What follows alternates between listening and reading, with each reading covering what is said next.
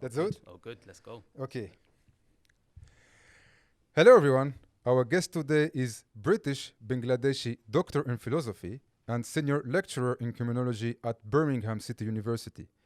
He is the author of The Homicide and Organized Crime and co author of Preventing Sexual Harm.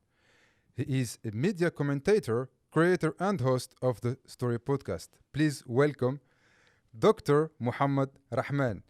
Dr. Mohammed Rahman, I am very, very happy to have you here today. How are you?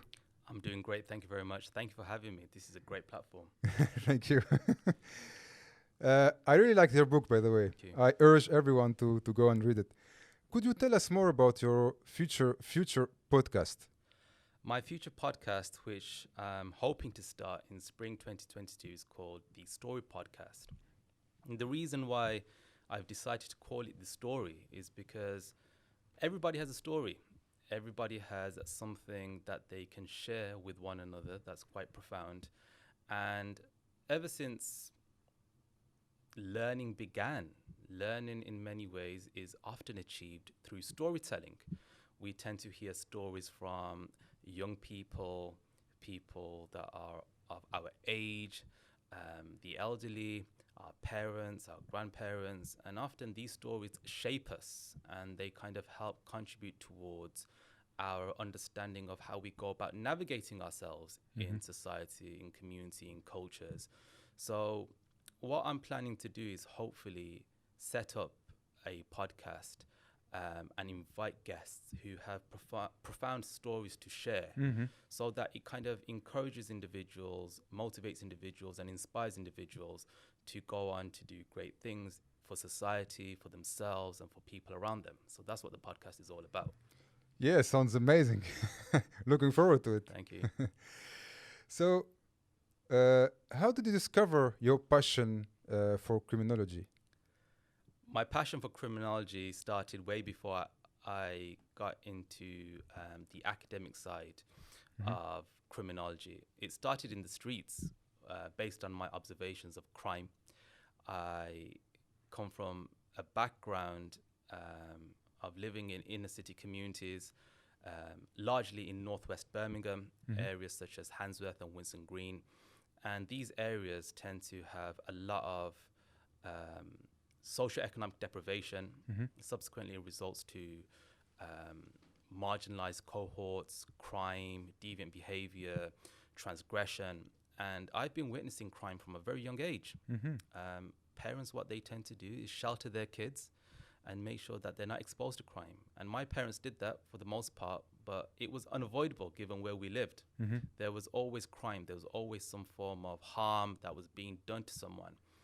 And from a very young age, I was able to question certain things. And one of the things that I always questioned was, why is it that some people do bad things? Why is it that they do things that end up hurting someone, which results in themselves being hurt, whether or not they end up being arrested, charged, convicted, end up in prison? Why is it that people have the need to hurt one another and commit crime?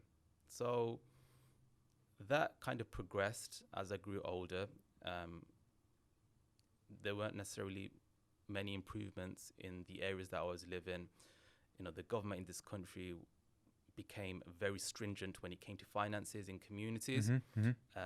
Youth clubs and community hubs, which once helped young people stay away from crime, started to close.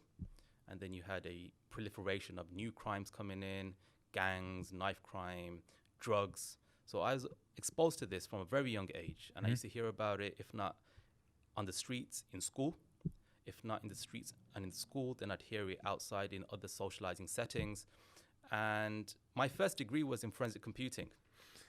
Yeah, I So- was about to ask you about this because when I read your book, Homicide and Organized Crime, Yeah. I don't want to spoil the book, but there is, we know that you have some computer skills. I don't want to Yeah, go into more absolutely. details. Yeah. So in the book, it talks about how, in the opening few pages, how I was taken into a car, virtually kidnapped. Yes, because of yeah. some skills that I developed when I was a young kid. I had a passion for computers, technology. on my road, growing up between the ages of 10 and 21, when I was in my early teens, we didn't have a front garden. So as soon as you open the front door, that's it. There's the pavement and there's the road. Yeah. So we lived in an area that was quite deprived. And then I'd just take out gadgets. I'd take out computers and I'd unscrew and I'd literally dismantle the whole technology and then build it back again. And people in the area would observe this. They wouldn't do anything to me, but they'd observe this. And later on, some devious individuals in my area realized that I had some skills, and they were involved in robberies and theft, and they needed help when it came to unlocking certain technologies that were blocked by the police or blocked by the organizations that they robbed. Wow. So that's mentioned in the book. But my first degree is based on my passion for technology. And forensic computing is a degree that focuses on the study and the investigation of anything that's technological that holds data. So there's a crime side of things.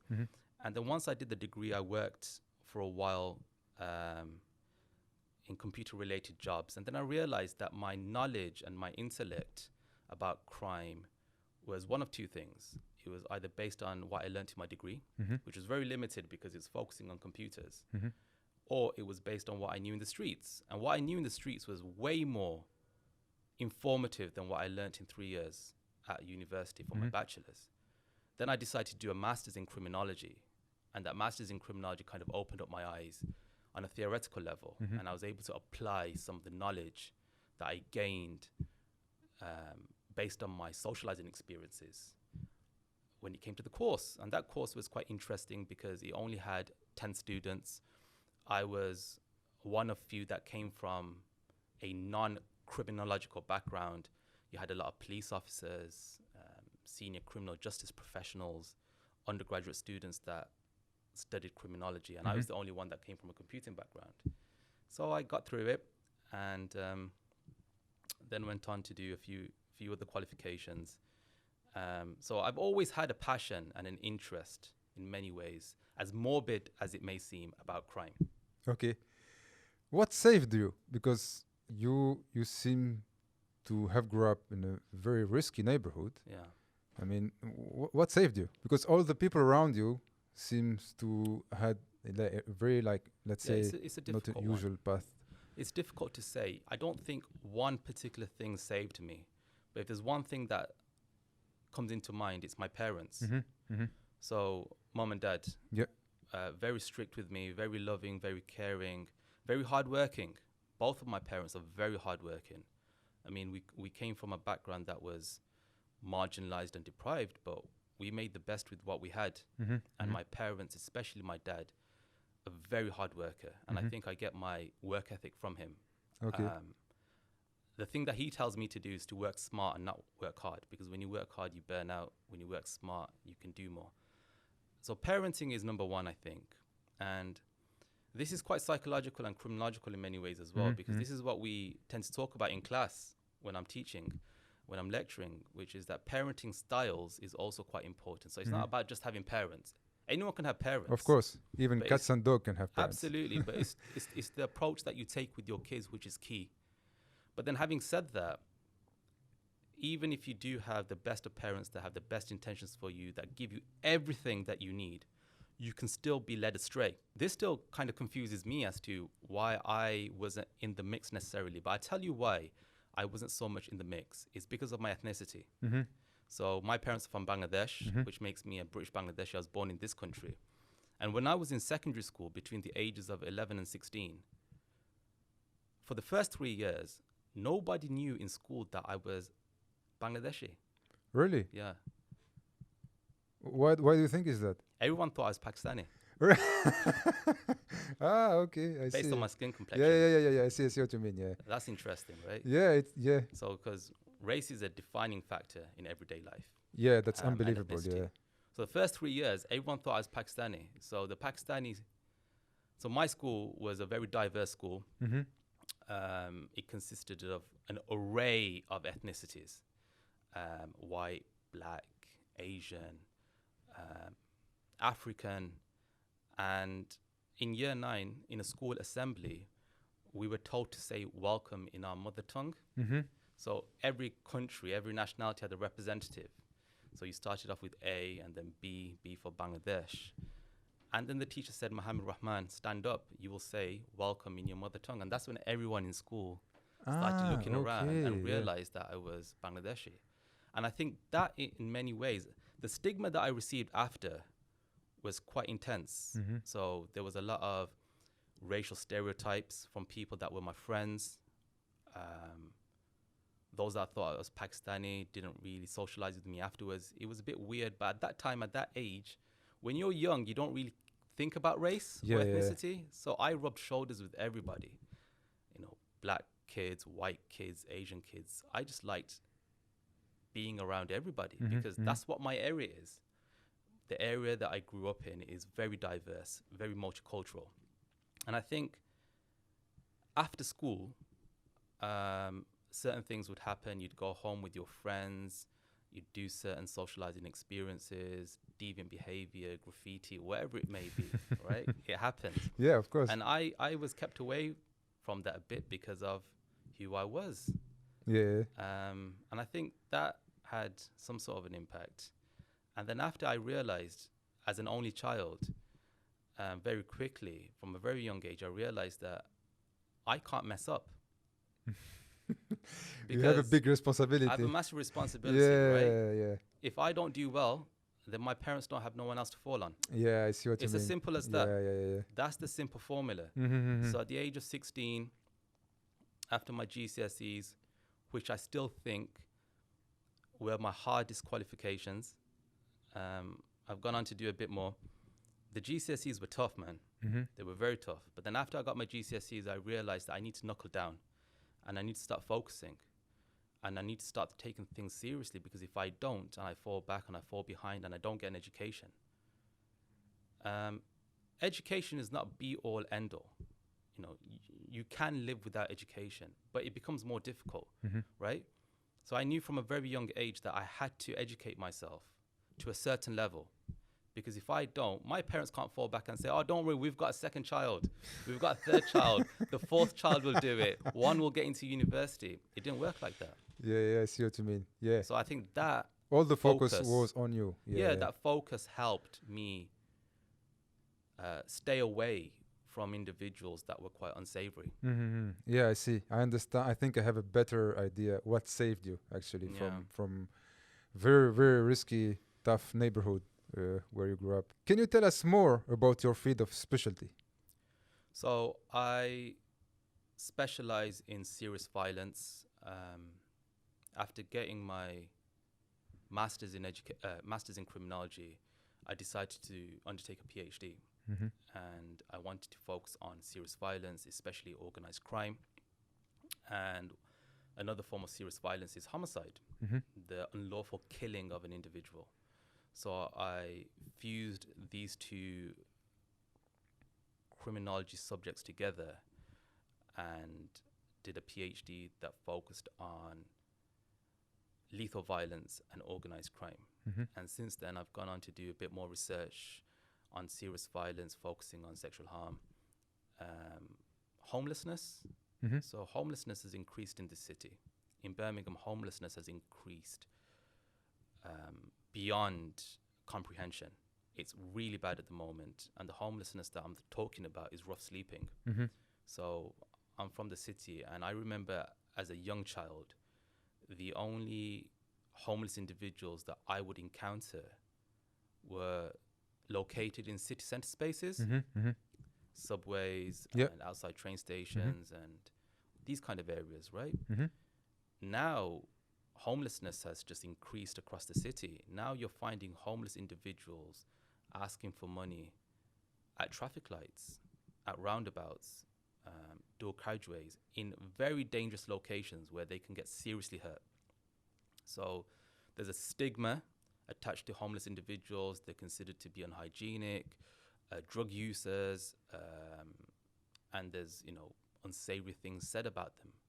But they are victimized extremely by individuals, and there's a vulnerability associated with living rough. So that's been my latest piece of work. But my work on organized crime, which I'm returning back to because it's a field of study that I'm very passionate about, has resulted in me working alongside professors across the world, in the USA, in Scotland, in Denmark. And I want to return back to organized crime because I think there's a lot to be done in It's that unbelievable. field, especially in the digital arena, because everything's moving online now. Yeah. So It's yeah. I don't know to start about the dark web and many other things, but absolutely. yeah, it's unbelievable Absolutely. how deep it goes. It's yeah, but it's a very interesting subject, super interesting subject. Yeah, it's interesting because criminology. look, you've worked in the film industry, Yeah, and you know organized crime is very Yeah. salacious, it's sensationalized. It is. There's a glamour, there's an aura attached Yeah, to yeah, it. yeah, yeah. It comes across as a very appealing, attractive, and allure attached to it. But the reality of organized crime is it's committed by normal individuals Yeah. who live in normal neighborhoods, who have normal jobs, who have a normal family structure, but something clicks and something allows them to undertake certain crimes that are continuous, that are sophisticated, and it's driven by money. Yeah, They're of course. interested in making revenue and then having that power so as to be able to start, maintain, and advance criminal enterprises. So they see it as a business. Yeah. The individuals that I spoke to, even contract killers, hitmen, individuals that are hired to kill a person, if you speak to them, they'll just say that they objectify an individual. Their target is no longer human. They've dehumanized that person. Oh wow. Okay. And yeah. psychologically, they've been able to reframe their mind and condition it so that they see that person as just a capital that's economical. It's just a business transaction. But how much it costs to hire hitmen? More in the UK. Do you have an idea? So some research was conducted a few years ago at my university, and I think the average hit costs around about £12,000 £12,000 to kill a man to kill. a That's human being. That's the average. Yeah. So it ranges. It's cheap. Yeah, it ranges from £500 all the way to £100,000. £500. Yeah. Wow. So that's the value of human life in. Yeah, but I mean, at the end of the day, 21st century. if you know the consequences, £12,000. What you can I mean, in Yeah, London, absolutely. for instance, what you can do with it with £12,000? You That's can interesting though, because the case that was £500 that happened in London. Okay, it's even worse. Okay, It yeah. happened in London. So in £500 in London, you can't do much with. You can't do nothing. No. I mean, literally nothing. £500, and you can't. I mean, you can't run the garage with £500. I mean, it's negligible. So yeah, it's unbelievable. How old was? Actually there is no parity in the hitman world. It's most of the time are men, right? Yeah, it's a male-dominated crime. Okay, yeah. When I say male-dominated, in the sense that the offenders tend to be men, the victims also tend to be men. Okay. So it's male-on-male violence, and that's quite in keeping and consistent with serious violence, especially murder here in the UK. There tends to be a close proximity between the offender and the victim, and in most cases, it's male-on-male violence. Is psychopathic behavior hereditary? There's research out there that focuses on psychopathy from various angles. Some will argue that it's hereditary. Some will say that it's not. It's, for me, a case-by-case example. When people start throwing these words of psychopath and narcissism, there's so many ways of looking at narcissism, for example. There's so many types of narcissism. Of course. This is why when it comes to documentaries and media, and you look at a particular case and you just kind of label someone as a narcissist or a psychopath, Yeah. you really need to unpack and break down that person's background and their history. It's too simplistic in your. Absolutely, okay. absolutely, because this is a clinical diagnosis of an individual. It needs to be taken seriously.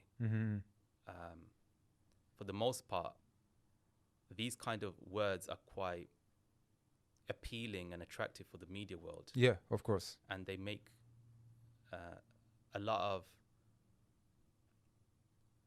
revenue as well as attention for the audience.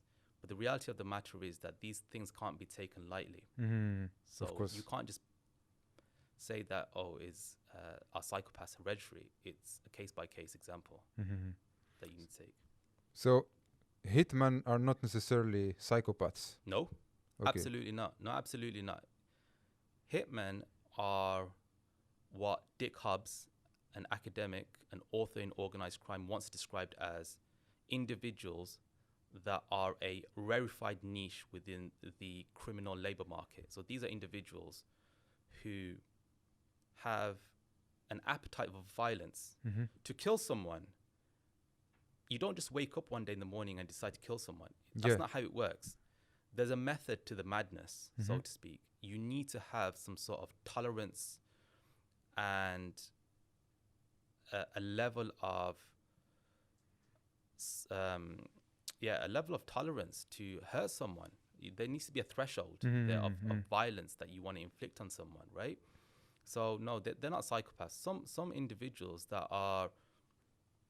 have been convicted because of contract killings that Mhm. are labeled as hitmen in mainstream media have no history of being a psychopath or anything of that nature. Most of the time, in order to make a good movie, you need a solid pre-production. How do you plan your research before writing a book? There's quite a few ways that you can approach a research project. First of all, you need to be passionate about what you do. So Mhm. the passion is always there, right? Yeah. Speak to a producer in Hollywood, and the first thing that they're asked is, what inspired you to work on this movie? And it's something that tends to be quite personal, Of course. biographical, reflective. It could be the fact that they went to a particular destination on holiday and they got that idea from there. Yeah, And then as yeah. a result of that, they've done more research and they've been passionate about Mhm. that particular thing. So you need to have some passion. I think when it comes to academic research, reading is key. Reading is important because with most academic research, you're required to undertake a literature review. Mhm. So that kind of helps you understand what information is already out there about this particular subject area that I'm investigating. Mhm. What are the academics writing about at the moment? And also, what are the gaps Mhm. that can be filled? Mhm. Mhm. Then you need to see whether or not your research can contribute to some form of impact, Mhm. whether that's economical, whether that's societal. In my case, it tends to be society-based, Mhm. given that it's social research, social sciences. And then you kind of fuse the two together, and then you start working on a research question or a hypothesis, research aims and objectives. And then you identify who you want to work with. In some cases, you work on Yeah. your own. In other cases, you work with a team. So does that all sound like how it would work in the film industry? It's close. Yeah, Yeah. yeah. If it depends, sometimes you need to partner with some other people, and sometimes you used to do stuff yourself. But Yeah. I totally agree with you. If you're not passionate, it's not possible. You can. I was saying only yesterday, I sat in a job interview panel, and I was saying to a candidate, I said, I think this candidate was quite curious as to whether or not if she or he got the job, Yeah. would they be able to do research? And Mhm. if so, how would they generate research ideas? The best research ideas tend to happen based on just innocent conversations that you Yeah, have with that's one true. person That's true. over actually. coffee. Yeah. Or when you're standing in a corridor waiting for the printer to go off and you're complaining about something and then another academic comes and then you start That's true. talking just based on human interaction. That's true, actually, because you release yourself in a way. Like Absolutely. you're chill, let's say, or Yeah. you're more comfortable because there is no boundaries, and I can, let's say, speak freely because of that moment. So yeah, you tempted to open the doors a little bit Yeah, it's wider. a humanized approach. Exactly. That's what it is. Yeah. It I doesn't agree. need to be scientific. The work can be scientific. Yeah, exactly. Yeah. The work can be empirical, but the interactions that you make Yeah. so as to be able to generate that research idea need to be as organic as possible. How do you approach criminals to study and analyze their behavior? Yeah. Interesting question. I get that asked quite a lot. As you know, based on my background, Yeah. I've always been surrounded by individuals that are involved in crime. behaviors that are illegal, delinquent behavior. So for me, I've got that insider currency with certain individuals in certain communities, right? So some individuals that appear in my book, appeared in my PhD, appeared in my master's thesis, and I've known for over 20 years. For instance, like Clive. Like Clive. Okay. Because, I just me open, sorry to interrupt you. Do you know who is Lord Clive? No, I don't know who Lord So Clive Lord is. Clive is the Lord who invaded Bangladesh. So Oh, really? yeah. Okay. So sorry, I went too deep in my researches. No way. So so you've been in a way persecuted. It's like history is repeating itself. That's So insane. yeah, it's insane. Sorry, go ahead. No problem at all. It's something new that I've learnt about Bangladesh. Yeah. So Clive is an individual that I've known from a very long time. Mhm. Clive was driving the car that I got kidnapped in. Yeah, in the Right. in the when you in the book, yeah. Absolutely. This Yeah. is in the early 2000s. Mhm. And then I maintained contact with him until I moved out from that area in 2011. I was Okay. 21 at that time, Mhm. grown up. So that was never going to happen to me again, what happened back when I was in my early teens. Mhm. But then when I did my master's, I went back to that area again. And I spoke to him and a few others. And I asked them whether or Sorry, not... is it his real name, Clive? No, that's a pseudonym. Okay, there. Yeah, Okay. because yeah, of okay. anonymity, confidentiality, privacy, and data protection. Okay. Yeah. Ethically, I can't use his name. Yeah, that's why I was asking. I mean, yeah, of course. Sorry, go Yeah. ahead. Yeah. So I went back to him, and he used to be involved in armed robberies, right? This is an individual that used to rob containers of money that used to be transported by security guards from the security company into supermarkets, right? These containers that they have, right? And the G4S individuals. So I was looking at the decision-making process that individuals take before committing an armed robbery. And he told me all this information that I wouldn't have known had I had not known him. Coming back to your question, as an academic, you can't just approach someone and say, "Hi, you're a criminal, I'd like to speak to you." It doesn't work like that. Because what you've done is you've labeled an individual, you stigmatized an individual, and you've already strained relationships. You need to approach individuals on a human level. And that's what I've always been able to do. The work that I've done with individuals over the years that have got a criminal history, none of them have come back and said that my work depicts an inaccurate representation of themselves.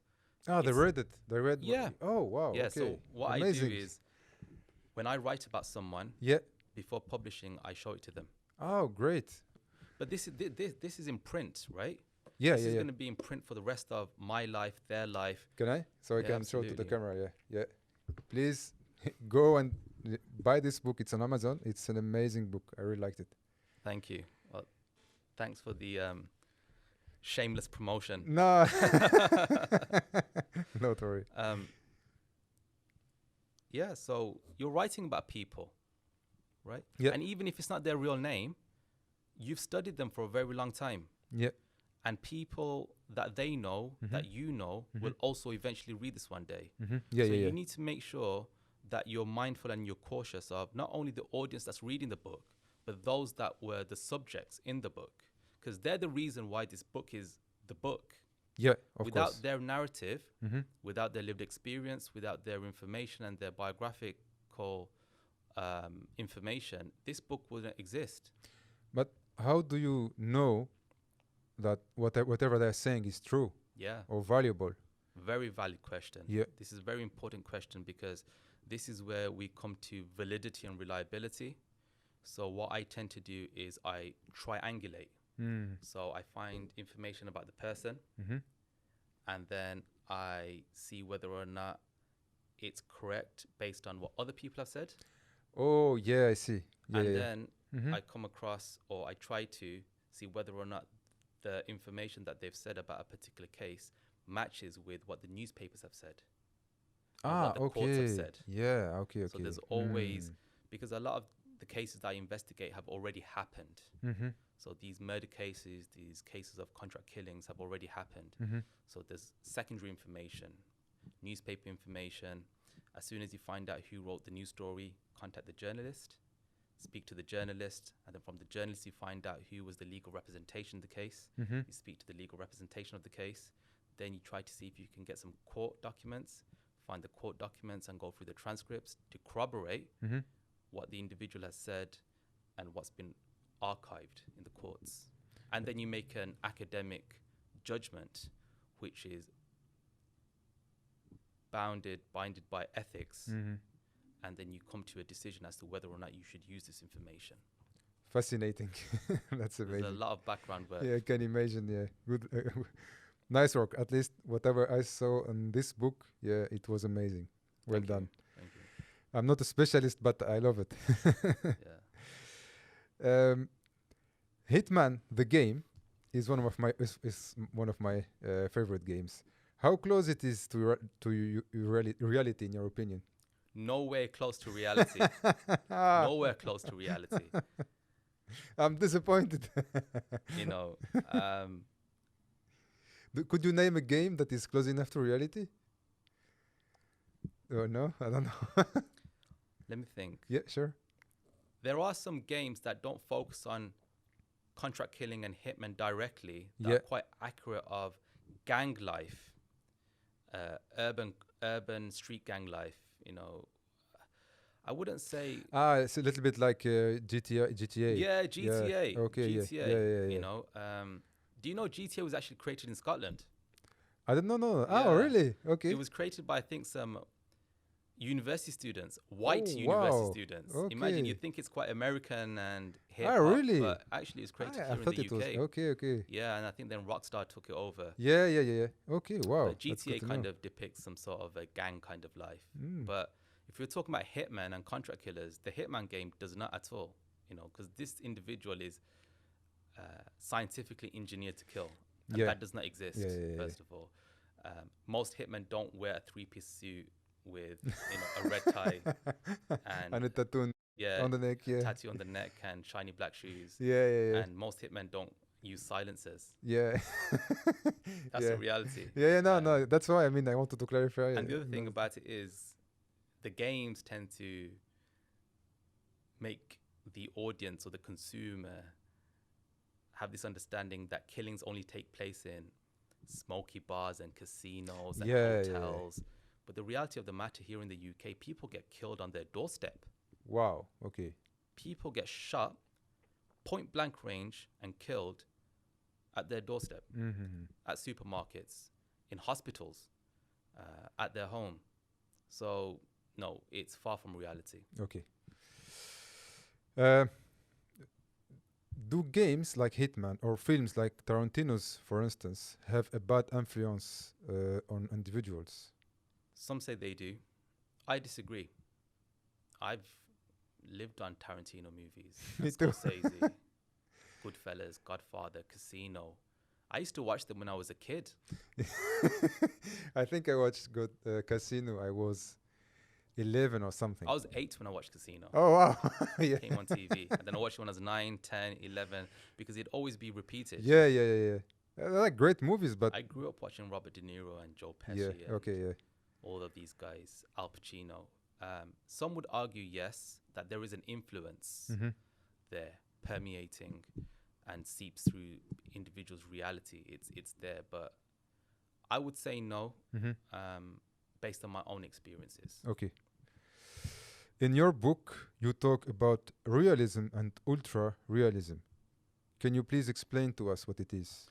Yeah, so there's 2 types of mainstream realism in criminology as theories. There's left realism and right realism.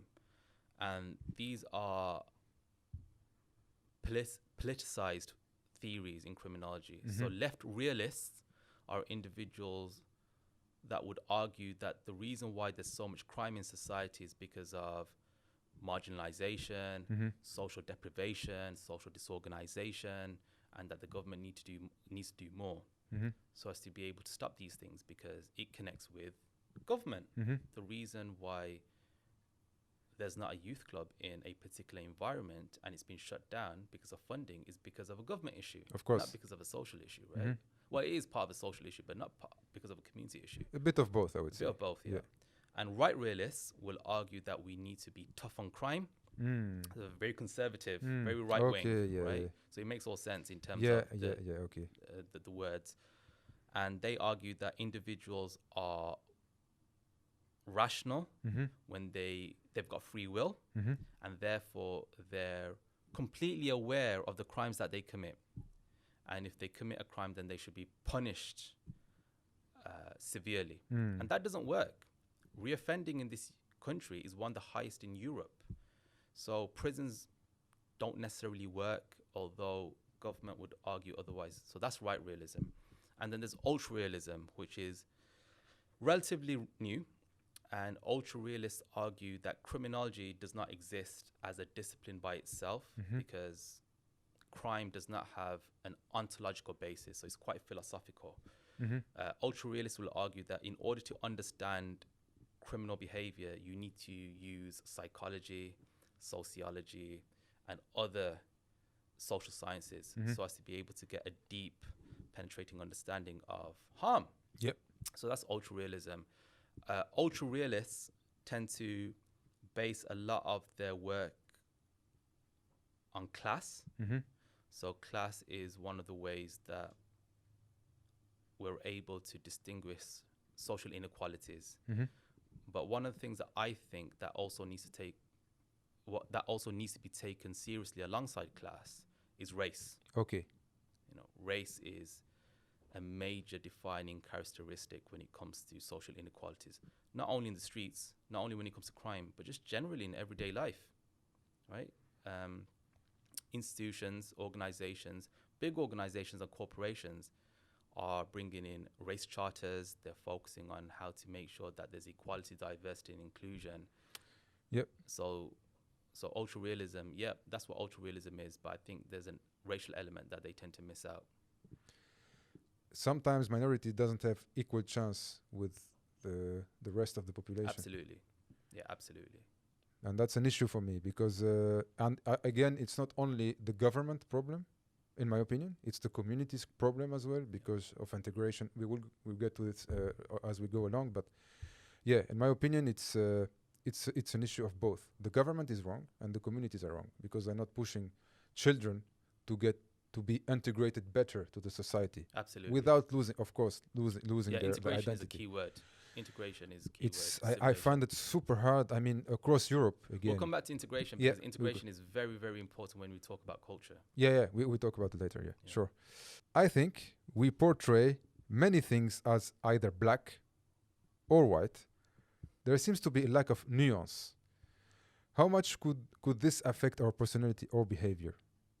It affects our personality and behavior profoundly. Just look at the question that you've asked, black or white. So it's either or. Yeah. And then you use the word nuance. Yeah. Nuance requires an individual to go deeper and further. And we live in this world and we live in this society whereby individuals just don't want to make an analysis on anything. They hear something on TV, they read something on social media, and they don't question it at all. Because that's the black and white narrative right there that we're talking about, right? Yeah, totally agree. Yep. So let's talk about Brexit. Yep. The government's turned around and said that we need to close our borders because we need to have more control of our territory, and therefore we need to start revising our immigration policies. So people read stuff like that, and then it ends up in right-wing press. It ends up somewhere silly like Daily Mail. Yep.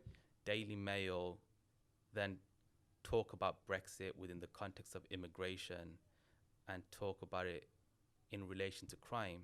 And all of a sudden, people think, oh my God, we need to leave the EU because the reason why we've got so much crime is because of immigration. Yeah. Like organized crime, for example. Yeah.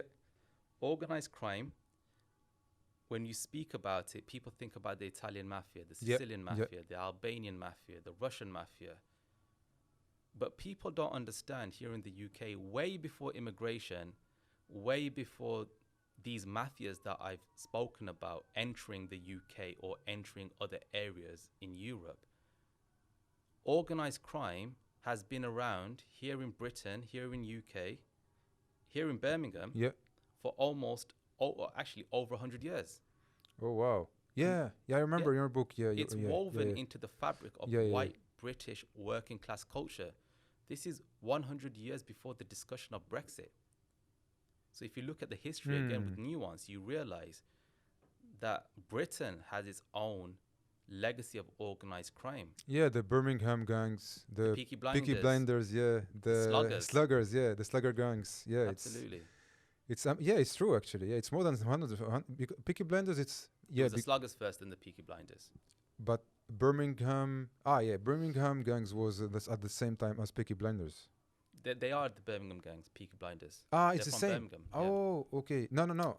Because I know. I thought I misunderstood something in your book because I thought Birmingham gangs. It's the name of a gang. That's a different gang. Yeah, That it's a was different gang. gang, Yeah, yeah. that's what I'm. Yeah, So that's Peaky understood. Blinders are were based in Small Heath, which is that way, Yeah. 3 miles, and the Birmingham boys that I mentioned in my book were based this way, 3 miles. Okay. But all I of see. this was once consumed by gangland crimes, Hmm. way before the Albanians, way before Italians. immigration and Brexit, and this ideology that we have that the reason why we're going so downhill is because of immigration. It's because of black and white narratives. So yeah, it does have a major influence in the way we start shaping and thinking about things, for sure. Wow, I didn't know. It was. I mean, it affects that much. Yeah, our life actually. Simple question: what's a crime? Crime is act or an action that's unlawful Okay. in that particular country or that region. That's what crime is. So if I'm a soldier, and I go, I don't know, I'm French soldier, and I come to Britain and I kill another soldier. That's not a crime. That is a crime.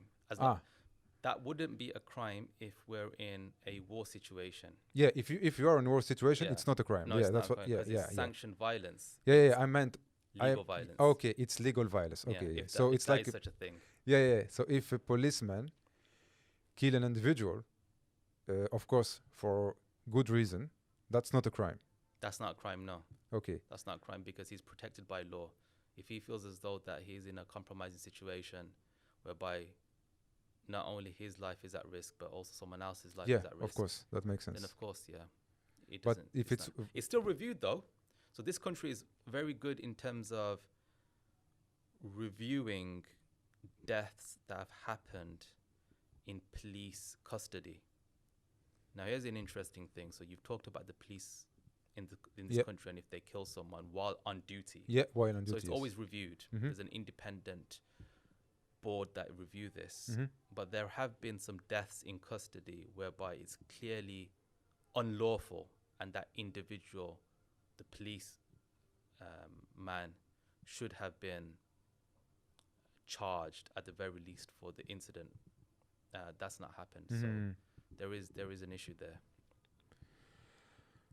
How much crime is fueled by toxic masculinity? Hard to say. It depends on what crime you're speaking about. A lot of toxic masculinity is quite interesting as well because it's an area that is being researched Mhm. within the case of domestic violence, in the case of subcultures such as gyms and the use of steroids in gyms and fighting. It's very hard to say. Mhm. Okay.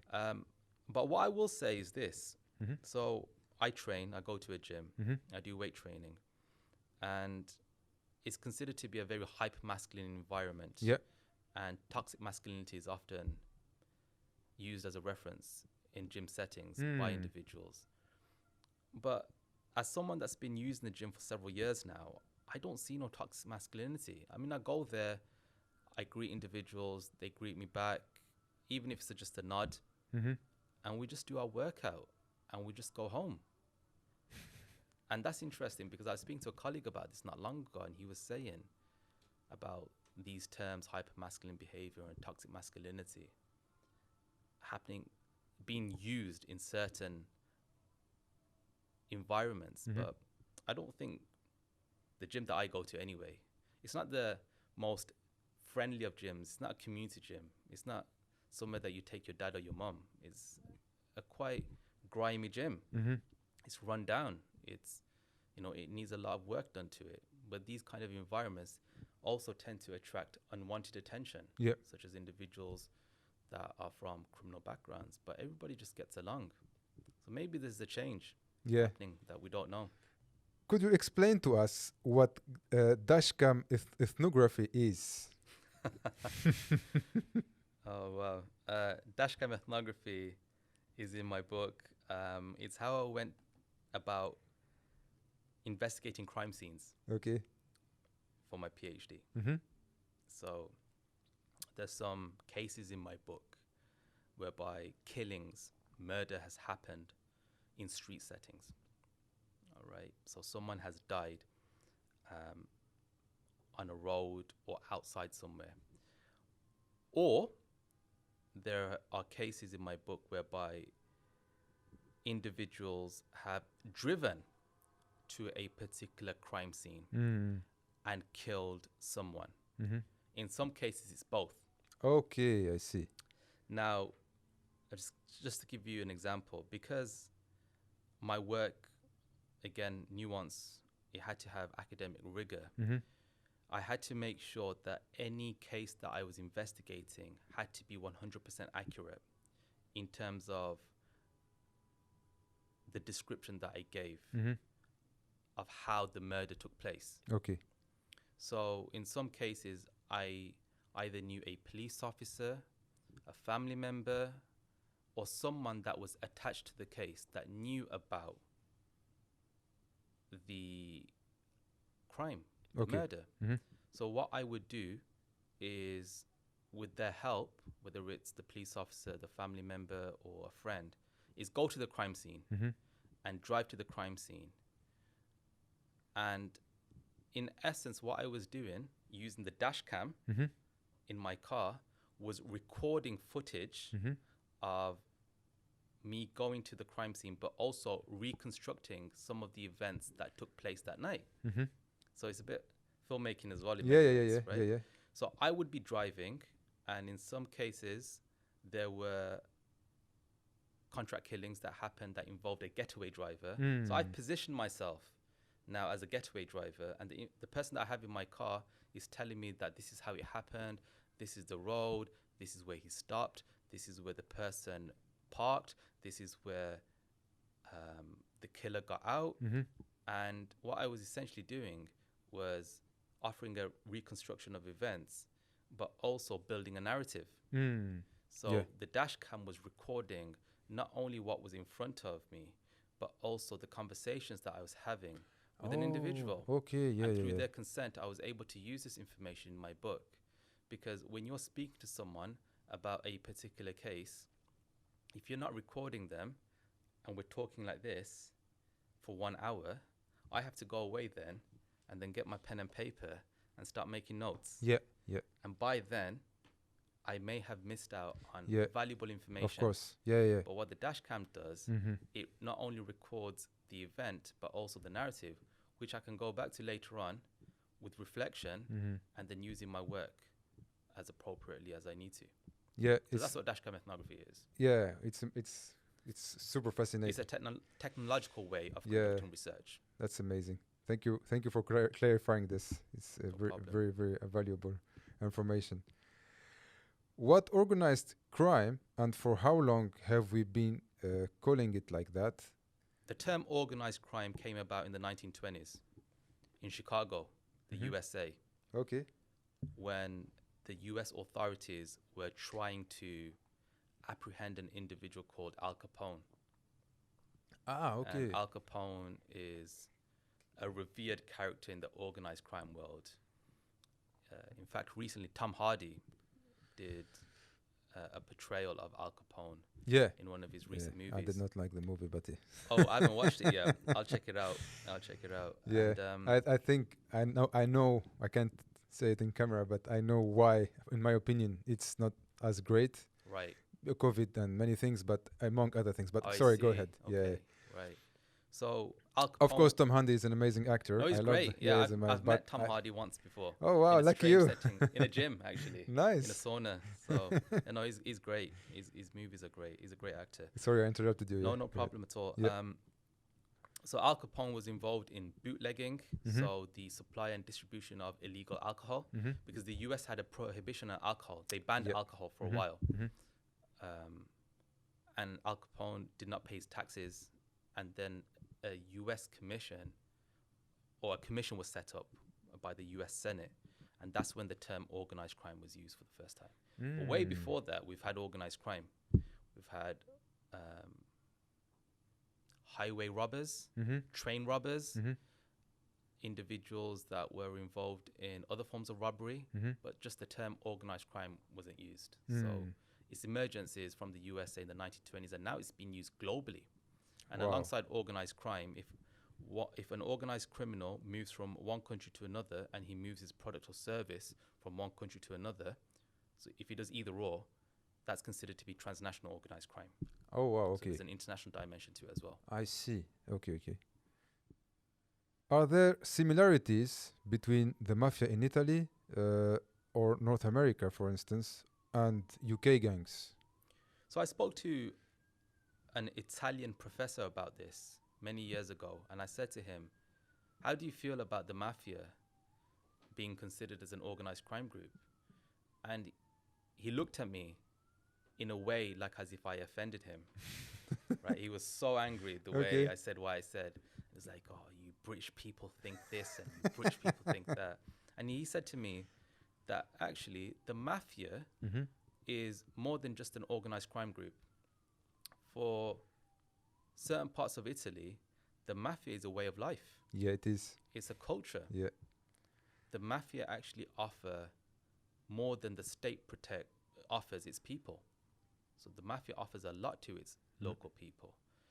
And sometimes it's, sorry to interrupt you, sometimes it's more powerful than a council. Absolutely. Local council. It is the council. Yeah, it is the council, yeah. So he said to me that the mafia... Sorry, the reason why because no. where I grew up in Corsica, it's similar. So we have the mafia. Well, it's less prominent, I would say, nowadays, but it's called FLNC. In French, it's Front Libéral National Corse. Right. So basically, it's like freedom fighters, more or less, but it's a mafia. It's a mafia. Yeah. So basically, just for the little story, they used to put like a big bottle of gas under, a wealthy house, and there is an envelope. It says if you don't pay 500 euros a month, you know what can happen to you. Wow. So yeah. This was when you were growing up. Yeah. I mean, it's not as prominent as it used to be, but this is mafia. This is a mafia signature. Yeah. And yeah, I mean, my mom was kidnapped once. Oh wow. Yeah, so it's long story short, I know what you are saying. I exactly agree with it because I have an idea about it. In a way, it affected me from outside. I can imagine, especially if your mom was kidnapped. Well, when my mom was kidnapped, I was not born yet. Okay. But when she told me the story, and then afterwards we saw we went back to the archives and saw the newspapers. It was horrifying. I can imagine. Yeah. Anyways, sorry. No problem at all. So yeah, this Italian professor, he was offended with what I said to me that the mafia is a way of life. And the mafia will commit certain crimes or certain acts of violence to send out a message. Mm-hmm. And they do it in a very business-oriented way. But attached to their business is a great amount of politics. Mm-hmm. So in North America or even in Europe, in this country, for instance, organized crime is very societal. Mm-hmm. It's not political. Okay. So these individuals, these criminal entrepreneurs here in the UK are not interested in changing politics for their benefit. They're more interested in making money and having some form of local power. Whereas in Italy, the mafia, they want to have both. They want to have money, power, but they also want to I have see what you mean. a very political hand that favors them. Do you think crime will rise due to COVID repercussions? It has in many ways already. Okay. So in criminology, just to simplify, Yep. there's something called the crime triangle. Okay. So for a crime to happen, you need an offender. Okay. He needs to be motivated. Mm-hmm. But then you also need a target, and that target needs to be suitable. Okay. That target needs to have some limitations: vulnerable, Mm-hmm. old, weak, in some cases young, Mm-hmm. female. Mm-hmm. These are suitable targets, tend to be. And then you need an absence of a capable guardian. So no CCTV, no witnesses, Yeah, I see. poor lighting. Mm. So this is why a lot of crimes happen at nighttime, because of poor lighting. Yeah. And COVID, in many ways, people wear masks. Mm. You can't see their mouth, you can't see half of their face. It's covered up to their nose, and all you can see is their eyes. Mm. And then they wear a hoodie. And if an individual dressed or appeared like that before COVID, people would just phone the police. Yeah, true. Yeah. Now that COVID is here, this is acceptable in society to Mm. dress like this. And as a result of that, a lot of crimes such as shoplifting and crimes that have happened in supermarkets, stealing food, stealing drinks, that's increased. But here's an interesting thing. Why is it that in 2020, 2021, people in this country are still stealing food and drink? Yeah, it's unbelievable. I Right. don't get this. This is not a serious crime. They won't go to prison for this. Yeah. But there's something about that individual that they feel the need to steal food. So there's a deeper thing here to consider. And again, it comes back to your point about not being black and white. Yeah. We need to think about this with some sense and nuance. Mm-hmm. Mm-hmm. Is it to do with deprivation? Is it to do with marginalization? When the riots happened in this city Mm-hmm. back in 2011, you had some individuals from professional backgrounds that were involved in robbing and looting. Wow. Nurses, teachers, ex-military. If you think about these people, they're overworked, Mm-hmm. underpaid, Mm-hmm. and they're frustrated. Same with certain individuals that are going through furlough at the moment, Mm-hmm. that have lost their jobs, that are finding it extremely difficult to keep afloat. Now they're all of a sudden shoplifting, robbing things that they wouldn't have done pre-COVID. So again, it comes back to my point about some of the social issues that we have in society. Mm-hmm. So COVID in many ways has accelerated certain crimes for sure. It's hidden some other crimes as well. So domestic abuse, domestic violence is happening more so now in the household because of lockdown. Yeah. Mm-hmm. Yeah. So that's a big thing, and that's quite worrying and that's quite concerning. So there are some crimes that have increased, but at the same time, there's some crimes that have completely decreased as well. Mm. So nightclubs being shut down has Oh, resulted yeah, in yeah. individuals no longer fighting with one another while Mhm. drunk and Yeah. wasting police resources and the ambulance coming out and so on and so forth. So it's a bit of a balance. Okay. How do we define a war crime? Interesting. A war crime is essentially an act or an action that is deemed to be unlawful during the period of a war. Mm-hmm. That's essentially what a war Okay. crime is. Okay. How much immigration contributes to the crime rate in the UK, for instance? It's hard to say. Immigration, according to the government in this country, is largely responsible for a lot of crime, Okay. which is absolute nonsense. Because immigration is the reason why that a lot of trade, a lot of positive change, a lot of doctors, nurses, teachers, lawyers, and other professionals are doing what they're doing is because of immigration. Mm-hmm. So it's very hard to say as to how much crime immigration has contributed to. But then the question that I have is, moving away from the immigrants, how much crime has contributed as a result of citizens born in this country? Yeah. Don't look at that. Yeah, true. That's a good question. uh, how we define a genocide or an extermination? So genocide is the eradication of a group, a cohort of individuals. Mm-hmm. So genocide, Rwanda, for example, Yep. which is the complete eradication of a particular constituency.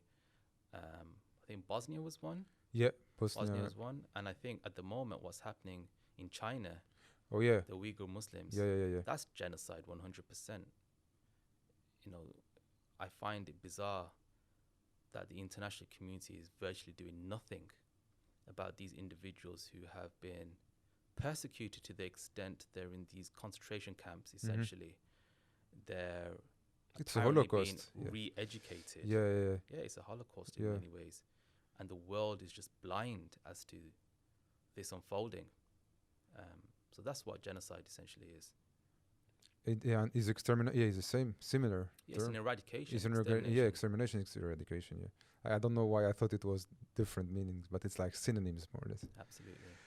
What are the difference between the slugger gangs, the Peaky Blinders, and the 21st century gangs?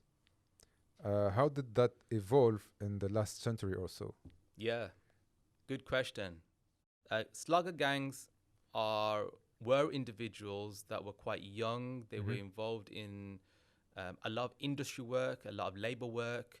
They were merchant workers, they were machinery workers, and they just loved violence. Okay. They used to work in the city center, and they, as a result of their work, formulated groups and would often fight with like-minded individuals, with individuals that were a mirror image that were working in another factory. So there wasn't much business attached to their violence. It was just pure violence. Okay. Beating each other up. Okay. The Peaky Blinders, however, enjoyed violence, but they were quite commercially driven. They were entrepreneurial. They realized that they needed to make money, and by making money, that would give them power to do bigger and better things. They would be able to take over more land. They would be able to set up more enterprises. So they were very business minded, and they were involved in horse racing. Okay. So they initially started off as an illegal betting group who would take bets from individuals in the local community on horse racing, and then they became legitimate, and then they realized that they had competition in London, Billy Kimber and his gang, and this resulted in them being involved in conflict. Okay. So that's the difference between sluggers and Peaky And Blinders. Peaky Blinders. Okay. Now, the 21st century organized crime groups tend to be quite international. Okay. So sluggers were local. Peaky Blinders were local, regional, national. Extraterritorial. Absolutely. Yeah. And organized criminals in the 21st century are international. I'm going to give you an example. Yeah. Cocaine, for example, Yeah. is a class A drug. Yeah. It's consumed often by, it's consumed not only by working class people, middle class people, it's consumed by celebrities in Hollywood. Yeah. Now, cocaine ends up in a nightclub in London, Mayfair, Soho, wherever it may be, or even in Birmingham. That cocaine was not made in London. No. It was made in the remote parts of Colombia.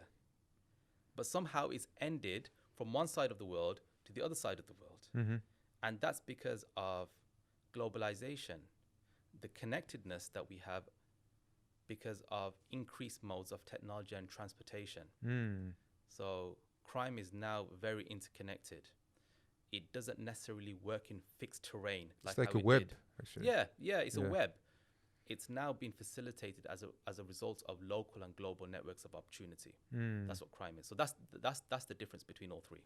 Okay. Or one of the differences, I should say. Okay. I could go on all day. What does the word terrorist mean do you think we are using it efficiently? Do we know when we start using it? No, we're overusing the word terrorist. Okay. 100%. I don't know if you've come across the line, one man's terrorist is another man's freedom fighter. No, I did not see that. So that tends to come up a lot in class when I use terrorism as an example of serious crime. Mm-hmm. So it's interesting how we kind of think about terrorism, Mm-hmm. especially in the West, Yeah. right? So ISIS, for example. Yeah. ISIS, if you read stuff, there's information to suggest that ISIS was around in the 90s, in the late 90s, Mm-hmm. as a result of Al-Qaeda. Mm-hmm. But ISIS really... Fragments, I think. Yeah, it's fragments, right? But ISIS really blew off and took off following the invasion of Iraq Yes. in 2003. Yes. And that was a Western invasion. Yeah. And some still, up until this day, deem it to be an illegal war. Yes. That's when ISIS started. So in the streets, when I hear someone being called a terrorist, I've been called a terrorist. I've been called ISIS previously before. People don't know what they're saying. Mm-hmm. They have no clue whatsoever about the usage of these words because they have extreme consequences and repercussions, not only on a societal level, but also on a political level, Mm-hmm. also on a legislative level as well. You know? But is it more? It's more like a political world, right? Yeah, terrorism is based on politics. Yeah, exactly. It's actions and acts of violence Mm-hmm. or the potential use of violence Mm-hmm. as a result of a political agenda. That's what terrorism is Yeah, in a yeah. nutshell, in terms of definition. Mm-hmm. So definitely there's a political element attached to it. Just like genocide. Genocide is a political attachment Yeah, to it as well. yeah, true. It's exterminism, but used. Yeah, it's a synonym Yeah. of exterminism, but it's more like used in the political. It's yeah, it plays into the formation of the political arena for sure. Mm-hmm. Can culture dictate what's legal and what is not? For instance, marijuana. Because, for instance, in Canada, it's legal. In the UK, it's not, or in majority of European countries. So, does the culture define Cultural influences for or sure. influence? Yeah. Yeah, influence. So marijuana smoking is a subculture. Yeah. It's within a particular culture. So you've got a culture of individuals that like to have a party. Yeah. But then that subculture is they like to have a party and smoke. Yeah, exactly. Marijuana. Yeah. So culture does influence it to a certain extent Mm-hmm. because culture seeps into everyday life. And it's interesting that you mentioned culture because some will ask me, what is culture? Right? Culture is what we eat, how we eat it. Culture is what we consume and how we consume it. Culture is based on what we speak and when we speak it. I mean, just before this started, you were speaking in French with your colleague. Yeah. Right? Yeah. Now, that's a language right there. But culturally, it's acceptable, for you to speak French to your colleague in front of me. Yeah. Because it won't offend me. But it may offend some people. That's true. Yeah. Because that's why some people say speak English. You're in an English country. You're in the open setting. You're in the city center. Speak English. Don't speak your own language. Culture is language. Culture is food. Culture is clothing. But I will say one thing, and sorry to go off on a tangent. No. But this Please. is something that really impressed me a few days ago. So I'm British Bangladeshi, and I have a friend who's also a British Bangladeshi. Shout out Shazan, if you're listening. But this is a guy that's very well accomplished. He has an amazing family. Mm-hmm. He's a lawyer. He's done really well for himself. He's struggled a lot, though. Mm-hmm. He struggled a lot. So I was in his house not long ago, and we were having dinner together. So it was me, him, his wife, his 2 sons, and his daughter. Mm-hmm. So all of his kids are under the age of 15. Okay. So one of his sons is 8 years old, and he's on my left. The other one, he's like 5-6 years old. He's on my right, and we're just eating with our hands. We're Mm-hmm. eating rice, Yeah. right? And we're eating various like curries and so on and so forth. And next to me, there's this kid, 8 years old, and he's eating with his hands.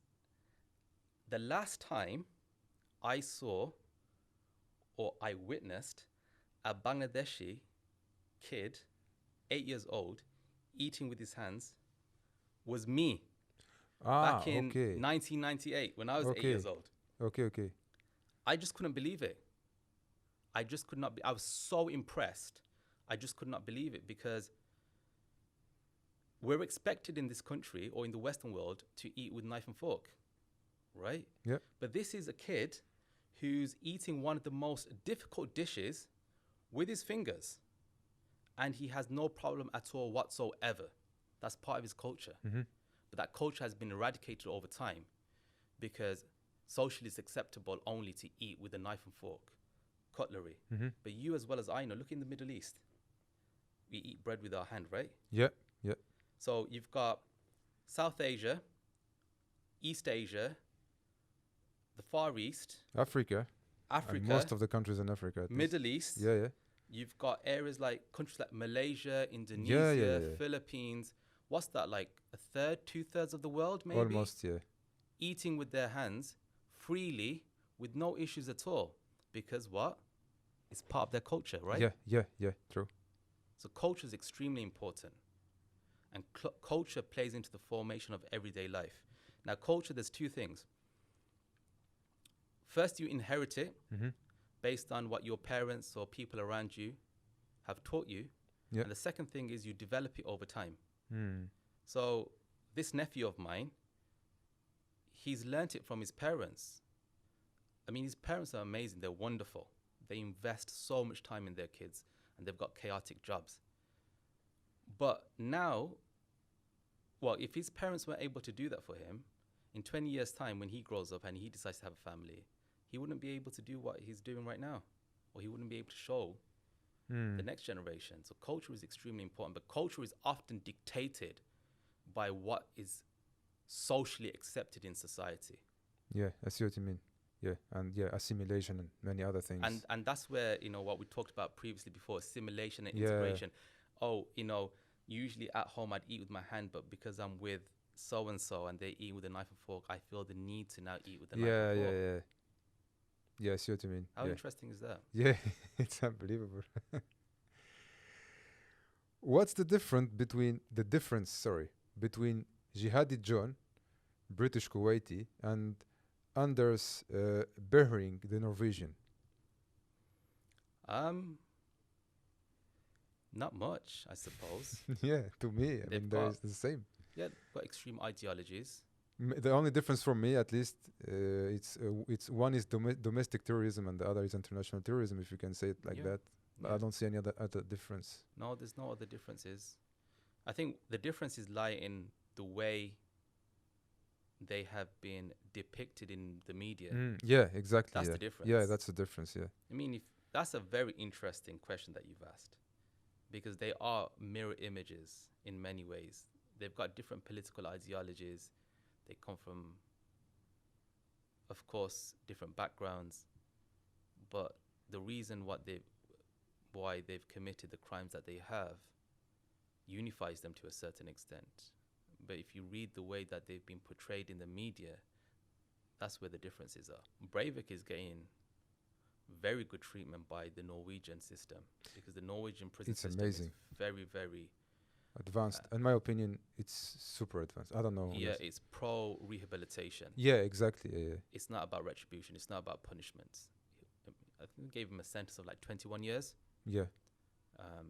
And that's the maximum that they can give. And he's got all the facilities that he needs to write a book, to communicate with the outside world, to do all these things that you think to yourself that here in the UK, that would not be afforded by no means at all whatsoever. They see, bigger prisons or Yeah. Well, the Norwegian, the Scandinavian Scandinavian in general. Yeah. exceptionalism is something that I've previously taught at university on the prisons and punishment module that I teach on the Masters in Criminology. And we speak about that model in terms of rehabilitation, reoffending. Because the other thing about offenders is eventually most of them come back into community. Oh, really? Most Okay. of them, well, not in the US has a crazy justice system. Let's not even go into that. That in itself is an episode. Um, but in the UK, I think it's like something like 80%, probably more, of those that are currently in prison right now will one day be released. Hmm. So Yeah. you have to be forward thinking. You have to think about rehabilitation, because they do have to come back and they need to re-enter, reintegrate, and that needs to be achieved through effective rehabilitation. From what I saw, I don't know, maybe the little research that I made are wrong, but there is more men doing crime Yeah. or than women. That's true. Yep, absolutely, I agree.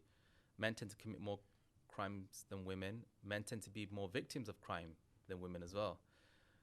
Women tend to be more on the victim side than on the offending side. We don't have many female prisons here in the UK.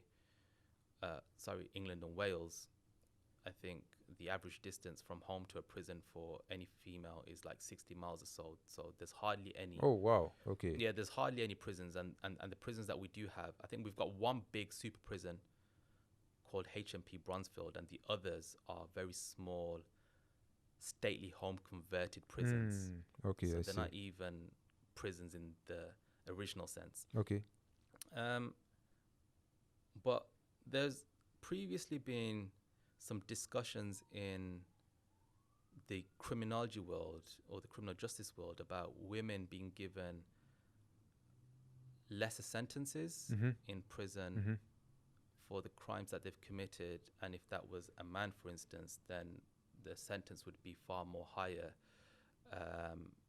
But I think things are changing. I think women are starting to receive proportionate sentences.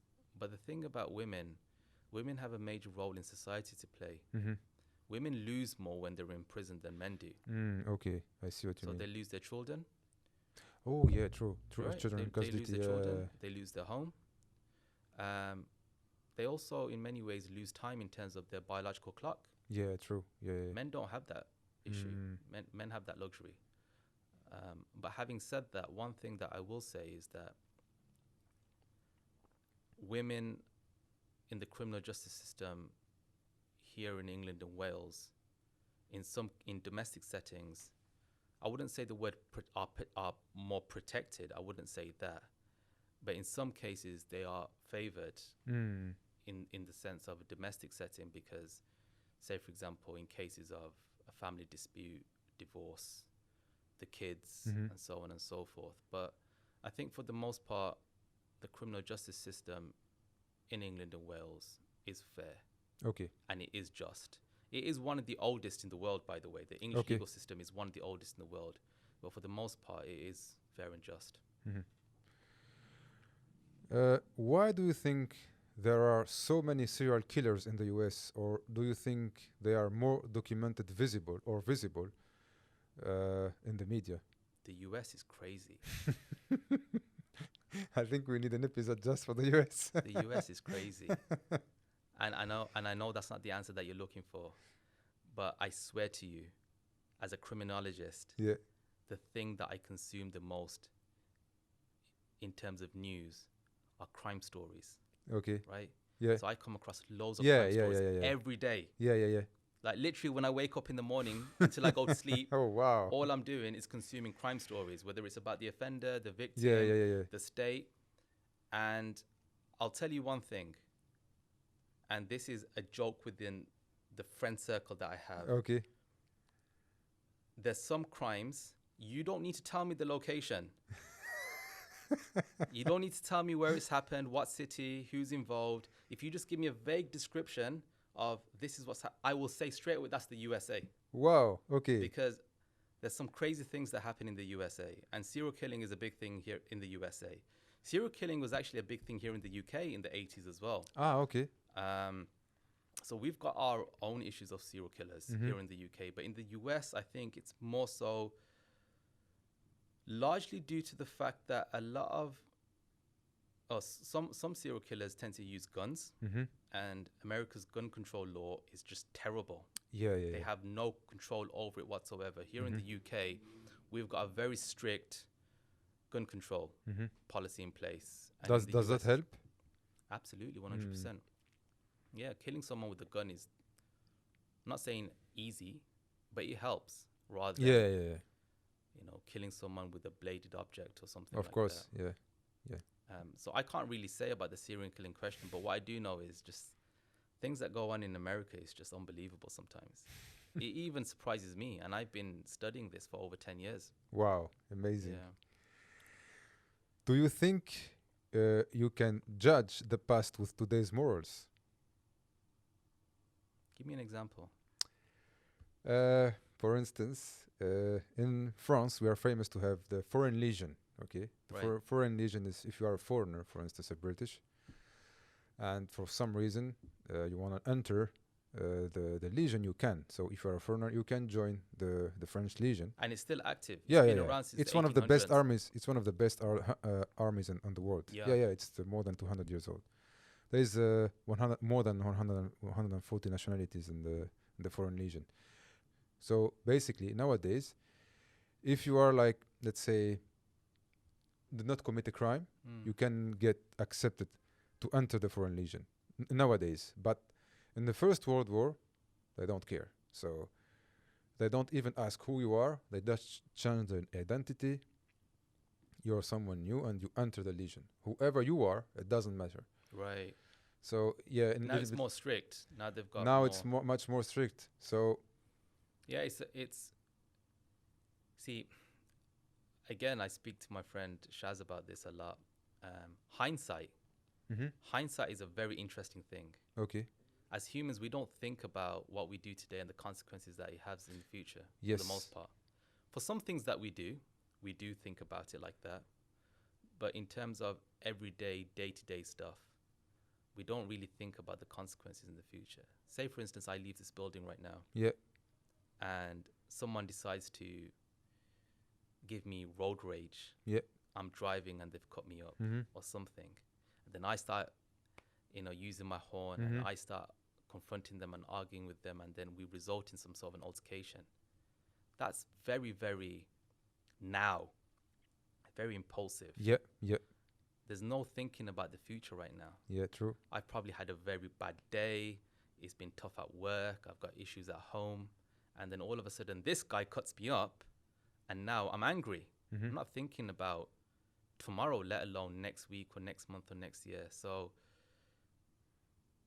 it's a difficult question, because I think the past should be judged to a certain extent based on the morals of that time. I don't think the past and the past and today's, or the moral of the present, go hand in hand. I don't think that works. I agree with you, because from my opinion, we should learn from the past, Yeah, from absolutely. those mistakes, Yeah. but not necessarily judge it, or let's say give. It needs to be judge judged. it. It needs to Yeah, be, it needs yeah, to be yeah. judged, because we need to make sure that we don't repeat the same mistakes. No, I agree with that, but we don't judge the people who did those mistakes back then. I mean, it's, for instance, slavery. Okay, Yeah. something is done like 500, even more than that. We know that it's been there since human being step foot on this earth. So can we judge slavery and say that man is not good? And as we are doing now in many cities, for instance, I forget the name of the. Bristol, the Colston. Yeah, exactly. The Could we Colston judge statute. that? I mean, that practice was legal back then, right? Yeah, but I think there's a symbolic thing here to consider. So, slave masters, they were around once upon a time. They still, they but had anyway, slaves. yeah. They had slaves. They, tortured people. They exploited individuals. But what this country sometimes does is glorify these individuals Yeah, yeah. by Yes. building a statue, and that is quite offensive for some people. No, I totally agree with. I understand that it's offensive, but it's like we value a lot of people, like Napoleon or whoever, but they colonized a lot of people, and I'm sure they committed crimes back Yeah. then, but we don't look at those crimes. No, you can't judge it by today's standards. That's what I mean. By That's no what I means mean. You 100%. can't. It's impossible. We've got enough issues in the present day. Yeah. No, I agree with You know, we've got enough issues in the present Too many. day. Too many. No, I agree. Okay. One of the best armies in the world. We mentioned this a little bit earlier, but I'll just repeat it just to put the question in context. One of the best armies in the world is the French Foreign Legion. There are more than 140 nationalities who are ready to die for France. Do you think some government could get inspired from this model of integration, or do you think this is too extreme? No, I think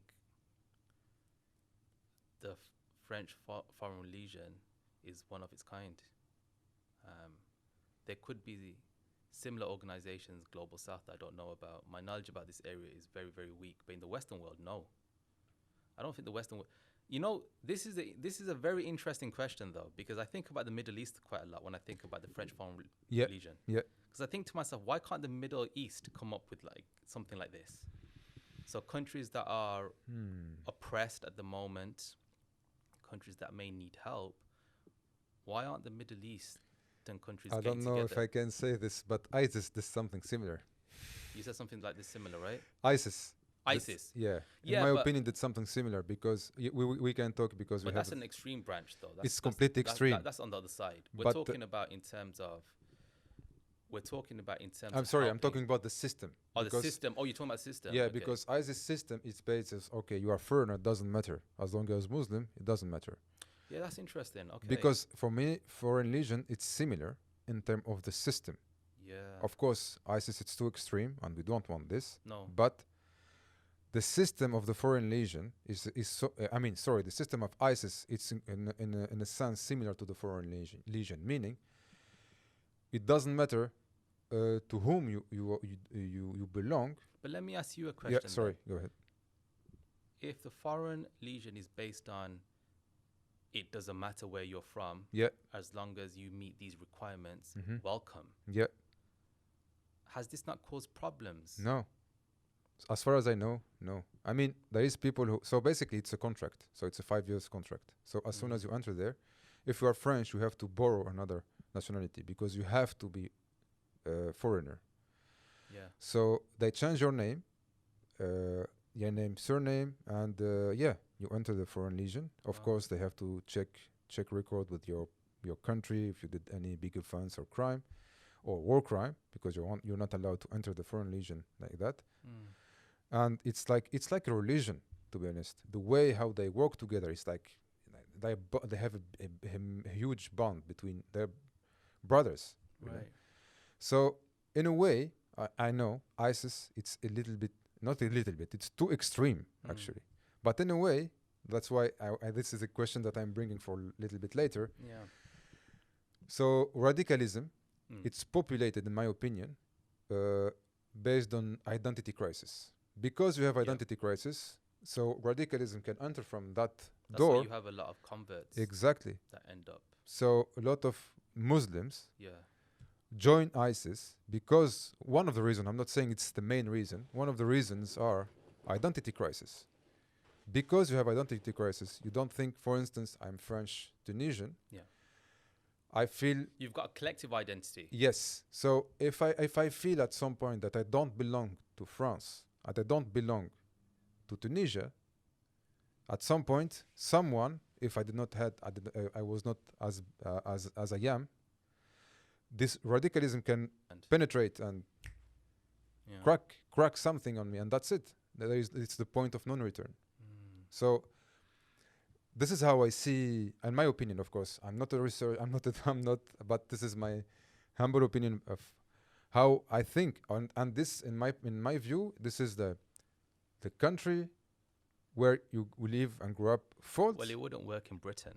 It wouldn't work in England and Wales because of Brexit. You know, we're trying to close our borders. Yeah. You mean the The approach wouldn't work here in this country. Mm-hmm. Maybe it's just a one of its kind.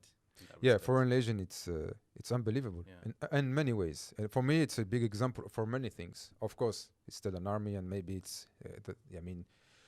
but because again, where I grew up around people who, I mean, we have the elite of the Foreign Legion are in Calvi where I grew up. So I know a lot. I mean, I know a lot about. That's why I know a lot about it actually. But in a way, I think ISIS is inspired from this way of Could be. yeah, Yeah. if or recruiting people at Yeah. least us. For Yeah, sure. you don't know who to. I mean, a simple question, you know, a simple question like for someone who have a identity crisis, like where are you from? That's a simple question. Yeah, that's You true. know, that's a simple question can cause a lot of harm for someone who Absolutely. doesn't know who to belong to. Absolutely. Yeah. So he will say, I don't know, I'm British, I'm Bangladeshi, I'm French, I'm from Kenya. He doesn't know because he have something wrong. And this issue, it's coming from both sides. It's not the country that is, it's the community that you belong to. For instance, Tunisian community or African community. Well, I don't like to say African because there is many countries in Africa. Absolutely. It's not Yeah. Kenyan community, South African community, if you will, and the country that received you or where you are born. It's issue of both because your parents did not push you to get integrated to the country, No. and the country where you was born and grew up did not receive you properly. True. So it's an issue of both. Yeah. I mean, it's easy to say no, it's the parents. Yeah, sure, the parents are or the community are mistaken, but it's not only them. It's the country. It's, as you said earlier, if you don't have enough resources, Yeah. how can you build a gym or simple like a playground for kids? Simple thing. Absolutely. You can't go too Absolutely. far with it. Yeah. So, in my opinion, the Foreign Legion, in ways, could be a good example of integration. In terms of the system that they In have. terms of the system, of course, Yeah. it's still an army. Yeah. It's still an So army at the end of the we day. can't, we can't, Yeah. it doesn't work. But it's the approach, really. It's But the approach, Yeah. yeah. How powerful is diversity in your opinion? Diversity is a reflection of the world. Mhm. Diversity is important because it shapes not only what happens on a local scale, Mhm. but also on a global level as well. So diversity is very important. But I think the issue about diversity, I was speaking to someone about this not long ago. So industries, employment, organizations are very conscious at the moment about being diverse. So there's words that are thrown out: equality, diversity, inclusion, inclusive practice. And these are, I feel, tick box exercises to make sure that organizations are not taken to tribunal, not taken to court for anything that's that goes against the Equality Act 2010, so to speak. But having said that, in order to be diverse is to be to have a level of cultural intelligence that needs to develop. And it's not just the cultural intelligence that needs to develop, there's more. But ignorance needs to go away. To be diverse is to not have ignorance, I think. Yeah. So diversity is extremely important, for sure. What defines our identity? Our identity is defined, I think, largely by two things. First, what we inherit from those around us, friends, family, parents, siblings, and what we go on to discover at a later date. So I think these two things define our identity for sure. Okay.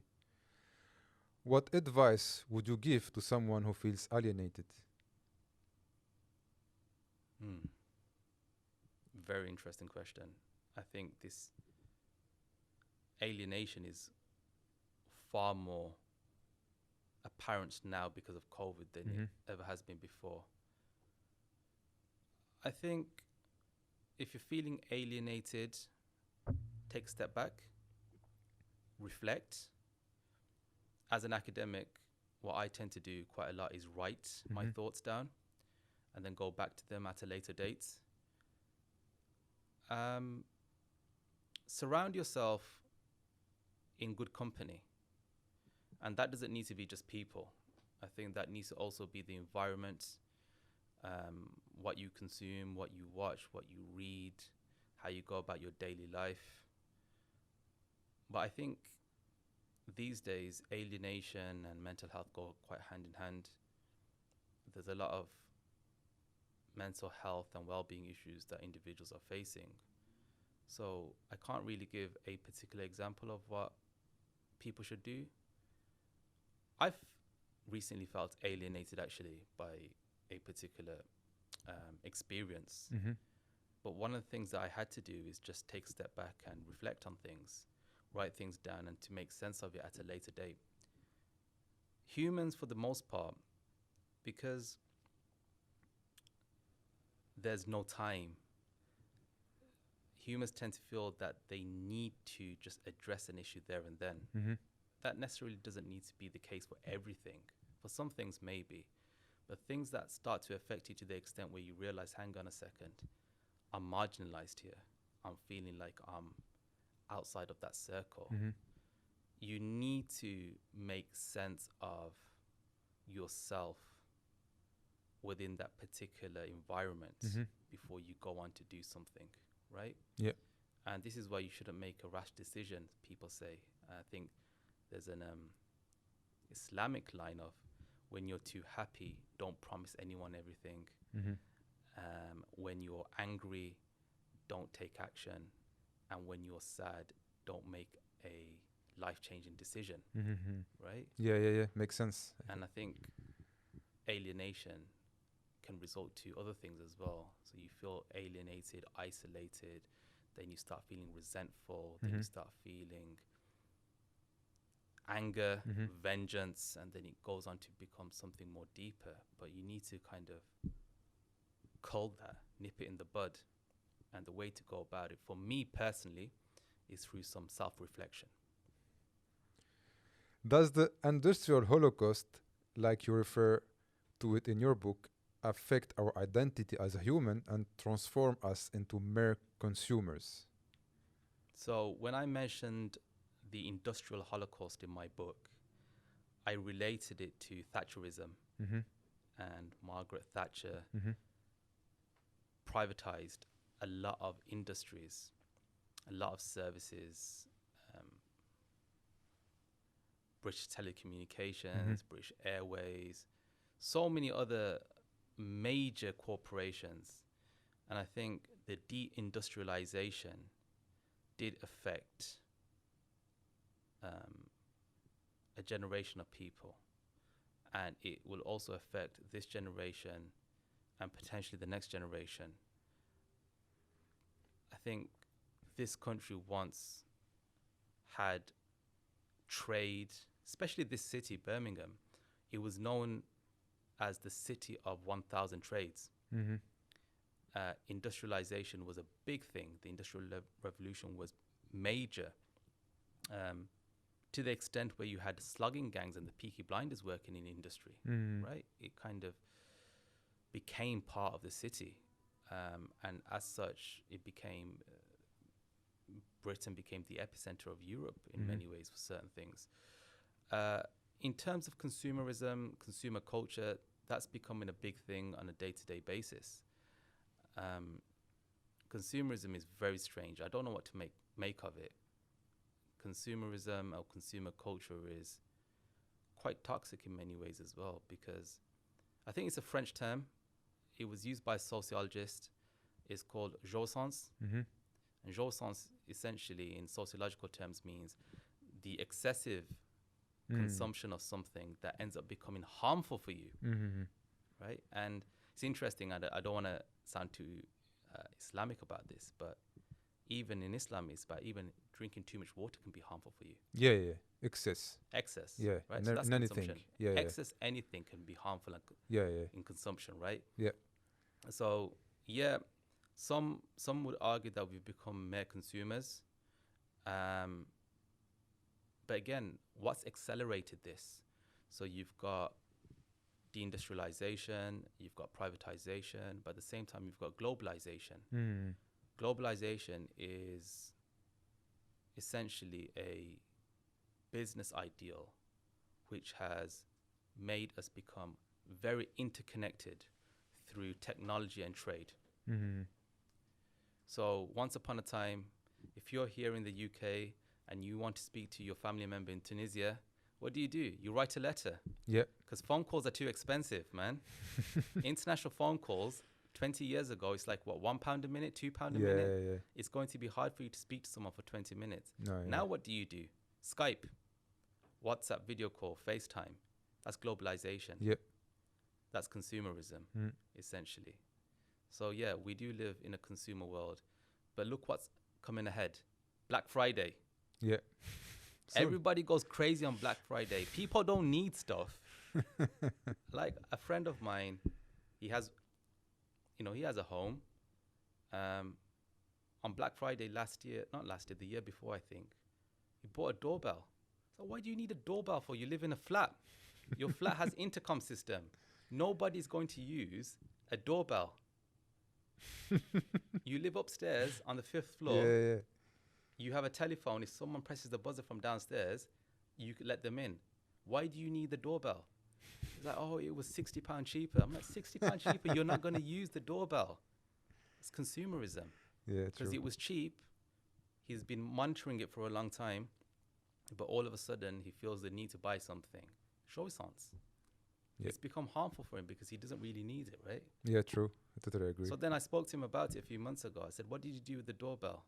I gave it to my neighbor. And then I just couldn't understand because his neighbor also lives in a flat.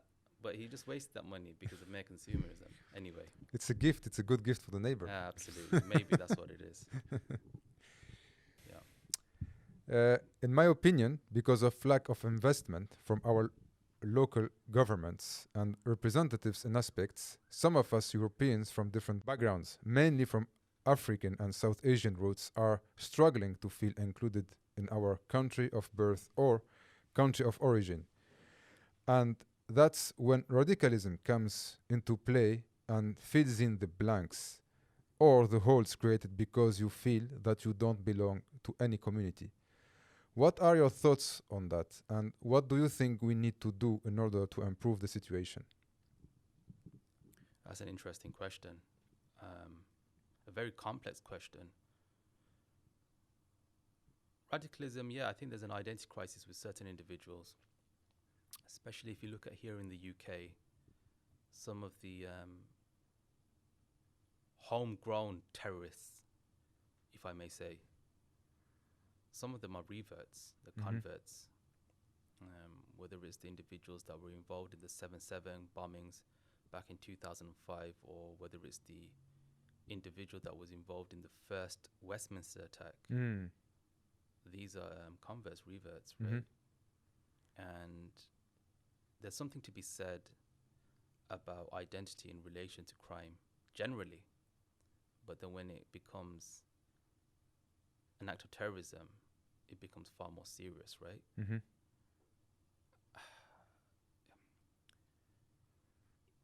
Yes, I do think that the local governments can help, but to what extent though? Because they can provide money to help that particular community, but then it's up to the community as well. No, at least understand how the community works. Yeah. Also, you're talking about how the government should understand how communities work. Of course. Yeah, but I think so. Governments are ignorant though. They're ignorant. I don't know. I'm not a specialist, but the way how I see it is, I understand those communities are coming from different countries and different cultures. Yeah. Most of the time, unless, well, if you're Italian and moving to France, the culture is super similar. It's very similar. It's not the same, but it's very similar. So blending in France as someone from Italian roots, it's easier. Okay.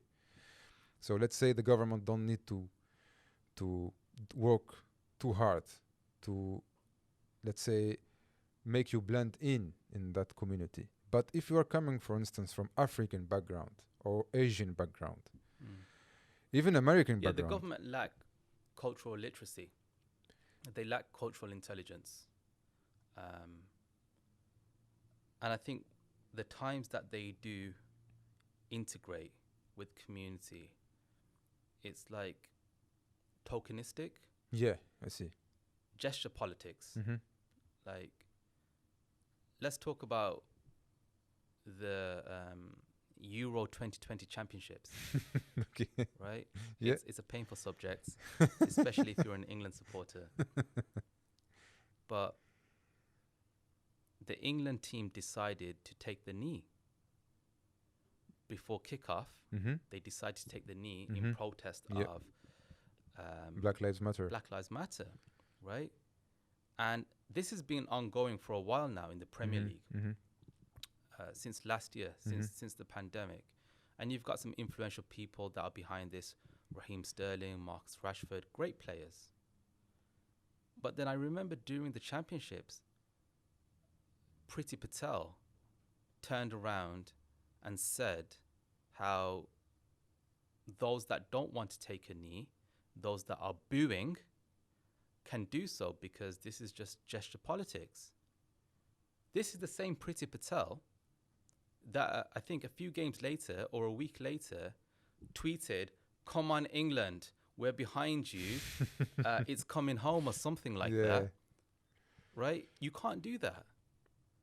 Again, where's her cultural intelligence? Where's her cultural literacy? And she's coming from, she's British from a different background, so Yeah, absolutely. she's supposed to know. Well, Priti Patel's politics and her approach to immigration would mean that if she was to implement it, her parents would have to go back home. That's Yeah, how apparently, strict, yeah. Oh That's my how God. strict and severe Yeah, her approaches are. she's not even grateful to her parents. No, so when you talk about local government, I can understand what you're trying to say. That investment's not there because you've got. It's not, sorry to interrupt you, it's not necessarily about money. No, yeah. It's No, not forgive me necessarily for about that. No, money. I think I went wrong there. About No, money. of course. Sorry, my question was not clear enough. But No, I see what you're trying to say. It's yeah, about we have like the human investment, we are talking. right? Yeah, we are talking now, right? You Right. are British from different background. I'm French from different background. We never met before, and we are talking now. I mean, I don't understand how a government cannot, I don't know, talk to the communities that are living within Well, this they think country. they do, though. This is the That's thing. another problem. So the central government, the distribution is as follows. You've got the central government. You've got, individuals that are also working on a regional level, then on a local level. Then you've got the MPs and you've got the councillors and Too so on many and so media forth. people. Too many people, right? Too many. I think the saying is too many chiefs, not enough Indians. Yeah, Cowboy. it's exactly Right. that. Yeah. But the reality of the matter is there's a lot of people, but not much work is being done. I get that. I get where you're coming from. But again, in order for local initiatives to happen, central government needs to lead by example. Mm-hmm. So the point that I made about Priti Patel, Yeah. you can't say that this is gesture politics and that No. fans can boo and that the knee is just, this kind of tokenistic approach. Yeah. And then a week later support the very people that are representing your country in a major tournament. No, it's unbelievable. And this is a global thing, by the way. Yeah, right? yeah. This is not just the fact that only the British audience are watching. This is an international thing. Of course. I mean, plus her, she represents Britain, Commonwealth country. I mean, imagine how many, people Absolutely, are watching. yeah. Are following this at least. Yeah. What's your opinion on Shamima Begum wanting to return to the UK? I think she should have been allowed to return back a long time ago. I think this is where the government have gone extremely wrong. We talked about ISIS previously. Yeah. And we talked about how they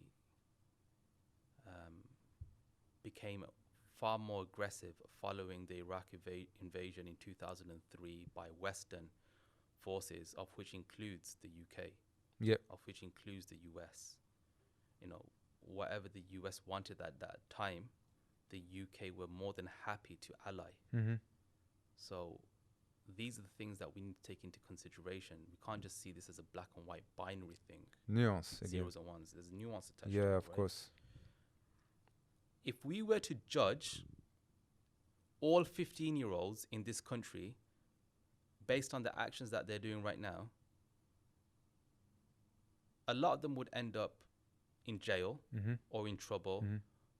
or many other things. You can't hold her responsible the way that this government is. And I think this is part of the problem. I think this government could work with Shamima Begum to understand where things went wrong, because she was radicalized. Yeah, she was for sure. brainwashed. I mean, for 15 years old, you can't Yeah. think straight at that age. Absolutely. And she was radicalized and brainwashed in a way that it influenced her to leave this country and go to another country and end up being abused sexually, physically, and not knowing what to do. But again, I go back because in my opinion, it's not only the government who is responsible of this. Again, the community and the family are responsible of this. Yeah. Because again, cats and dogs can have kids as well, and they throw them away if they want to, or they take care of it. But in my opinion, their parents the community are responsible as the government, because It started somewhere. it started somewhere. Yeah. So we need to know from where. And Yeah, but for my opinion, parents to and understand community that is is to understand her. of course, And I to give totally her agree the with that. opportunity to Yeah. be able to address the root causes of this matter. But I think Bangladesh went wrong as well, Of course, because Bangladesh revoked her citizenship. this is illegal, no? I'm not too sure. I mean, I think, and I don't know, from in my information, She literally doesn't have Yeah. a right of living in a particular country. yeah, that's the thing. I mean, I think it's illegal for a human being to not have a citizenship. Yeah. I don't know. I'm not sure about that, but I will have a look at it. But I saw a social media comment a few days ago about Shamima Begum, because she recently appeared on TV. Yeah, I again, saw her recently. and Yeah. she looks completely different to how she appeared on Yeah, TV the yeah, first yeah. time around. And I'm not too sure what's been said to her to appear the way that she's appeared. Mm-hmm. But there's been some commentary about this. Mm-hmm. And this one woman, white woman, wrote, "It's interesting that this case is unfolding the way it is. What would have been the case if Shamima Begum was Sarah Burrows and was white and was from a upper middle class background? Yeah. Would we be treating her the same way?" I'm not sure. Yeah, absolutely. There are some countries in Europe where you can't, as a Muslim, get buried Wow. because there is no Muslim square in the cemetery. For instance, many French Muslims from African backgrounds will almost automatically get sent to their country of origin to get buried, knowing that most of the time they almost never set foot in their parents' country. Who do you think is to blame here? The community, the local council, or both? And how can you feel a connection with your country if you can't even be buried beneath its grounds? Wow. This is new information. I know a lot of people because I asked around me, and everyone was shocked. Sorry, go ahead. That's crazy. It is. One of my friends passed away when he was 16. Okay, he was born and grew up in Calvi, Corsica, where I was born and grew up. Unless he got buried in other squares, there is no Muslim square where we grew up. So the easiest way to do it is to send him back to his family's root. And where was this? Tunisia. And did the government pay for this? The Tunisian government, so there is something, yes, not many people know about this, but if you are Tunisian citizen and died abroad, the Tunisian government take care of the burial and everything. But why can't the French government do it? That's another story. Wow. But you see what I mean? It's insane for me, as if I don't care which religion you are from. I don't care. It's not about this. If you are a believer for whatever, you believe on this microphone, okay? But for you, there is a certain type of, let's say, traditions you have to follow. If you lived and grew up in that country, and you can die in that country, for me, how can you relate or be attached to that country? So I can only relate to my own experiences. I live in northwest Birmingham, Mm-hmm. and there's a cemetery very close to my house. Mm-hmm. And the plot or the square Yeah. for the Muslim burial has Yeah. been filled. Okay. It's maximum now. Okay. There's no more Muslims that can be Mhm. buried Mhm. at that cemetery. There is some land that's still unused, Okay. but a lot of flooding happens in that area. Oh, okay. So Yeah, the yeah, council have said you can't bury anyone there. That area's, the soil has eroded and it's Mm. no longer good. So the next place is about 7 miles from my house. Okay. Now here's the thing. So I live in the northwest, Mhm. and then the other place is in another local area. Mhm. Okay, so it's geographically separated from the area that I live in, which means if I were to die tomorrow and be buried in the other cemetery, the plot, the burial will be given to me, but double the money, Wow. because I'm Okay. not from that local authority. I'm from a different local authority. Ah, okay. So for the residents in that community, they will be buried for the same price, Mm-hmm. the advertised price. But anyone from another local authority, they'll have to pay double. But is it the same for anyone? Is either the Jewish this square is- or Muslim square? It doesn't matter. It doesn't matter. I Ah, don't okay. think. So it's equal for So everyone. it's equal, right? Yeah. It's equal. Yeah. Yeah. And then there's an area in Birmingham called Solihull, Mm-hmm. and there's been some applications that have been put through for a Muslim burial square there, and it's been rejected several times. Mm-hmm. So the Muslim population is nearby, but having said that, the council, and then there's been some allegations of discrimination and all that. Kind of. So I thought these problems were bad. Now I hear from you that some Yeah. countries, you're having to fly people Oh out. yeah, it's not only in France. I can tell you that, but this is my experience. I mean, That is it's insane. yeah. For me, I'm it's sorry, insane. I don't know what to say. Yeah. I mean, Of it's course, it's a insane. government responsibility, because Yeah. this individual has been a citizen for 30, 40 years. No, I mean, yeah. Has been At least, working yeah, for 30, yeah. 40 years. Yeah, it doesn't matter. Even a year. No, has been contributing. Oh, it could be, yeah, even a year. It doesn't matter how He's long. making some sort of contribution. He's a citizen. I mean, He's a citizen. Yeah, yeah, absolutely. he's a citizen. Doesn't matter. And again, I blame the community, because the community did not push for it. Because, for instance, in some areas of other areas of France, there is.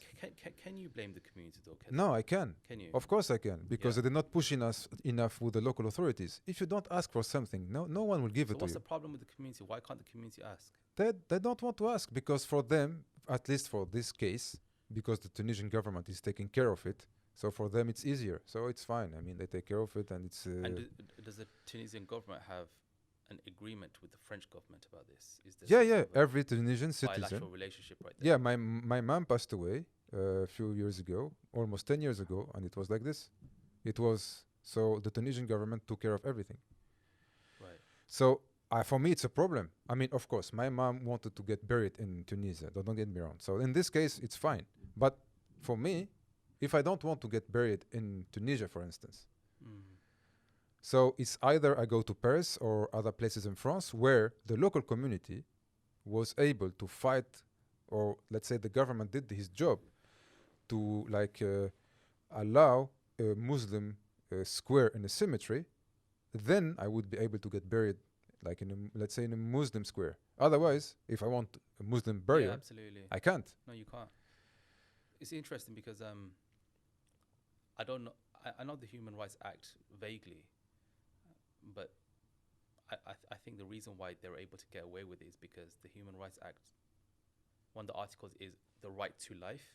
Yeah. But this person has died. Yeah, So exactly. Yeah, we don't care. Yeah, That's quite sad. it is. In 1769, Corsica became French, the year of Napoleon's birth. The family Bonaparte was part of the Tuscan nobility. Napoleone di Bonaparte started to learn French at the age of 9, and until he died, he never learned to spell properly. Wow. By some extremists' standards, an immigrant became an emperor and embodies French culture and one of the most famous human beings in history. How long do you think it will take us to see European leaders from African or South Asian backgrounds? Do you think Sadiq Khan's double election is good sign that we are going in the right direction? I was surprised that Sadiq Khan has been re-elected. He's been re-elected, right? Yeah. I was surprised. Yeah, me too. I thought everybody hated him in London. Apparently not. He's doing a good job, though. Apparently, yes. As I far don't as know. I know. Again, I'm not into politics much, but apparently he's doing a good he's job. from humble beginnings. Yeah, he is. But at one point, he's been persecuted because of Oh, yeah, definitely. I Sadiq Khan, agree. especially from the right wing. Yeah, for sure. But he's been able to do quite a lot. Napoleon's story is quite interesting because, in a criminological sense, because Napoleon was very interested in eradicating the dangerous class, Yes. right? So, Napoleon, I studied Napoleon in school, and I've studied Napoleon recently because the ecology of crime, is the study of criminal activities that have taken place within a particular location. Mm-hmm.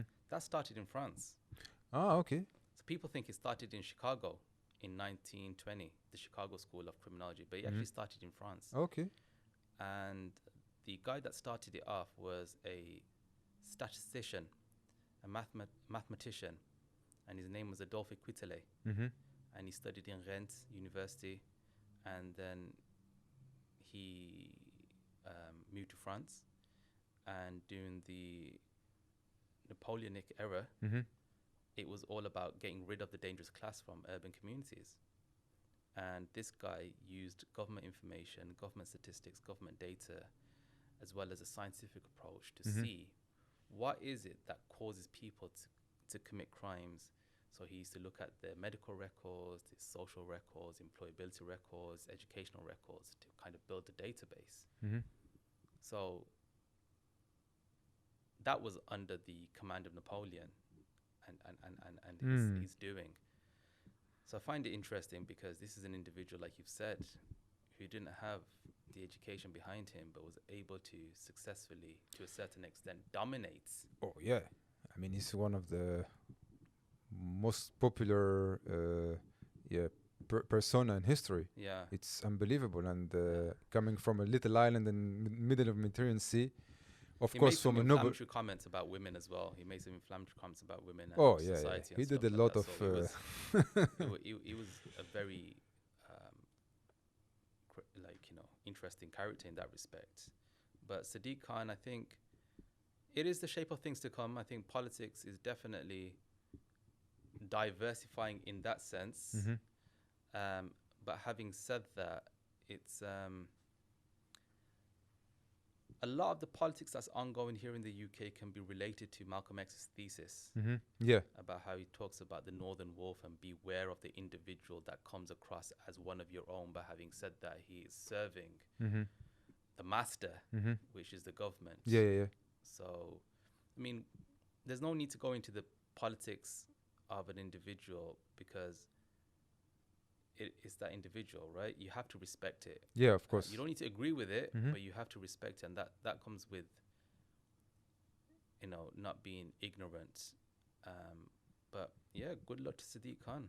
Yeah, good Hopefully luck he to works him again. and any other European from different background because we know the struggle. It's not easy. Yeah, it's not easy at As all. long as long as they have the skill, that's the most important thing. It doesn't matter if you're white or green. It's the skill is the most important thing, but No, the key equal thi- chances for everyone. The key thing is we need to coexist. Of course. Yeah. It's as simple as As that. simple as that. I totally agree with you. This Yeah. is why I say to even students that are new Mm-hmm. to university education, because we're talking about crime, Mm-hmm. you have to be mindful of the audience. Some of these students have probably experienced crime themselves. Mm-hmm. They've probably been victims of crime. They've probably had a family member that's been killed. So you have to approach discussions with caution and Mhm. sensitivity. Now, just an example. A white student could turn around and say, terrorism this and Muslim that, Yeah. right? And then you can have an Asian student, a Muslim, that could turn around and say, far right this and extremism that, aiming towards the other student. Now, it's important to be critical. You have to be critical. Of And course. to be critical is to be thinking from both angles, Mm-hmm. so as to be able to put forward a persuasive argument, Mm-hmm. right? But having said that, you need to remain an element. You need to also retain that level of respect in that Yep. respect. So I don't like, even us, for example, we may differ on certain things. I don't need to agree with you, but I just need to respect the approach that you've taken. Of course. Yeah. Simple as that. Yeah, So yeah. that Coexist again. feeds into coexisting. Yeah, no, totally agree with you. Yeah. Anything you want to add before we finish? I don't think there's much to add. I just want to thank you for today. Thank your team. Thank you for having me. It's been an education. It's something definitely that I've enjoyed doing. Thank you for promoting some of the work that I've done shamelessly. I do have another book coming out soon. I'm working on a third book on organised crime. Ah, great. Yeah, yeah. So I'm working on a third book at the moment. It's going to be a small book, but it's going to be the basics of organised crime. Looking So, forward to it. yeah, it's going to be with a mainstream publisher. So the books that I've written so far with academic publishers. Yeah, And yeah. one of the things that I don't like about academic publishing is the price. It's just expensive. I couldn't agree more. So the book that I co-authored, it's extortionate. Yeah, I didn't set the I- price. I just want to say on your platform, Yeah, yeah, since yeah. I'm here right now, I don't set the prices. But that second book is about £120. Yeah, I and had a look because I wanted to buy it. I personally wouldn't buy it myself. I'm just joking, but it's so expensive I wouldn't buy it. So I want to go with a mainstream publisher, someone that will sell the book for a reasonable price. Yeah, makes sense. Yeah. And still be able to make profit from their end. And I also want to appeal to a wider audience. So the language is very academic. I don't even want to say intellectual. But it's I very mean, of academic. course, It's as you can hear, I don't have I'm well, English is not my native language. but that is a testament to your knowledge and your background. The fact that you're able to speak fluent English, and even though English isn't your background, that's a big deal, because not many people know more than one language.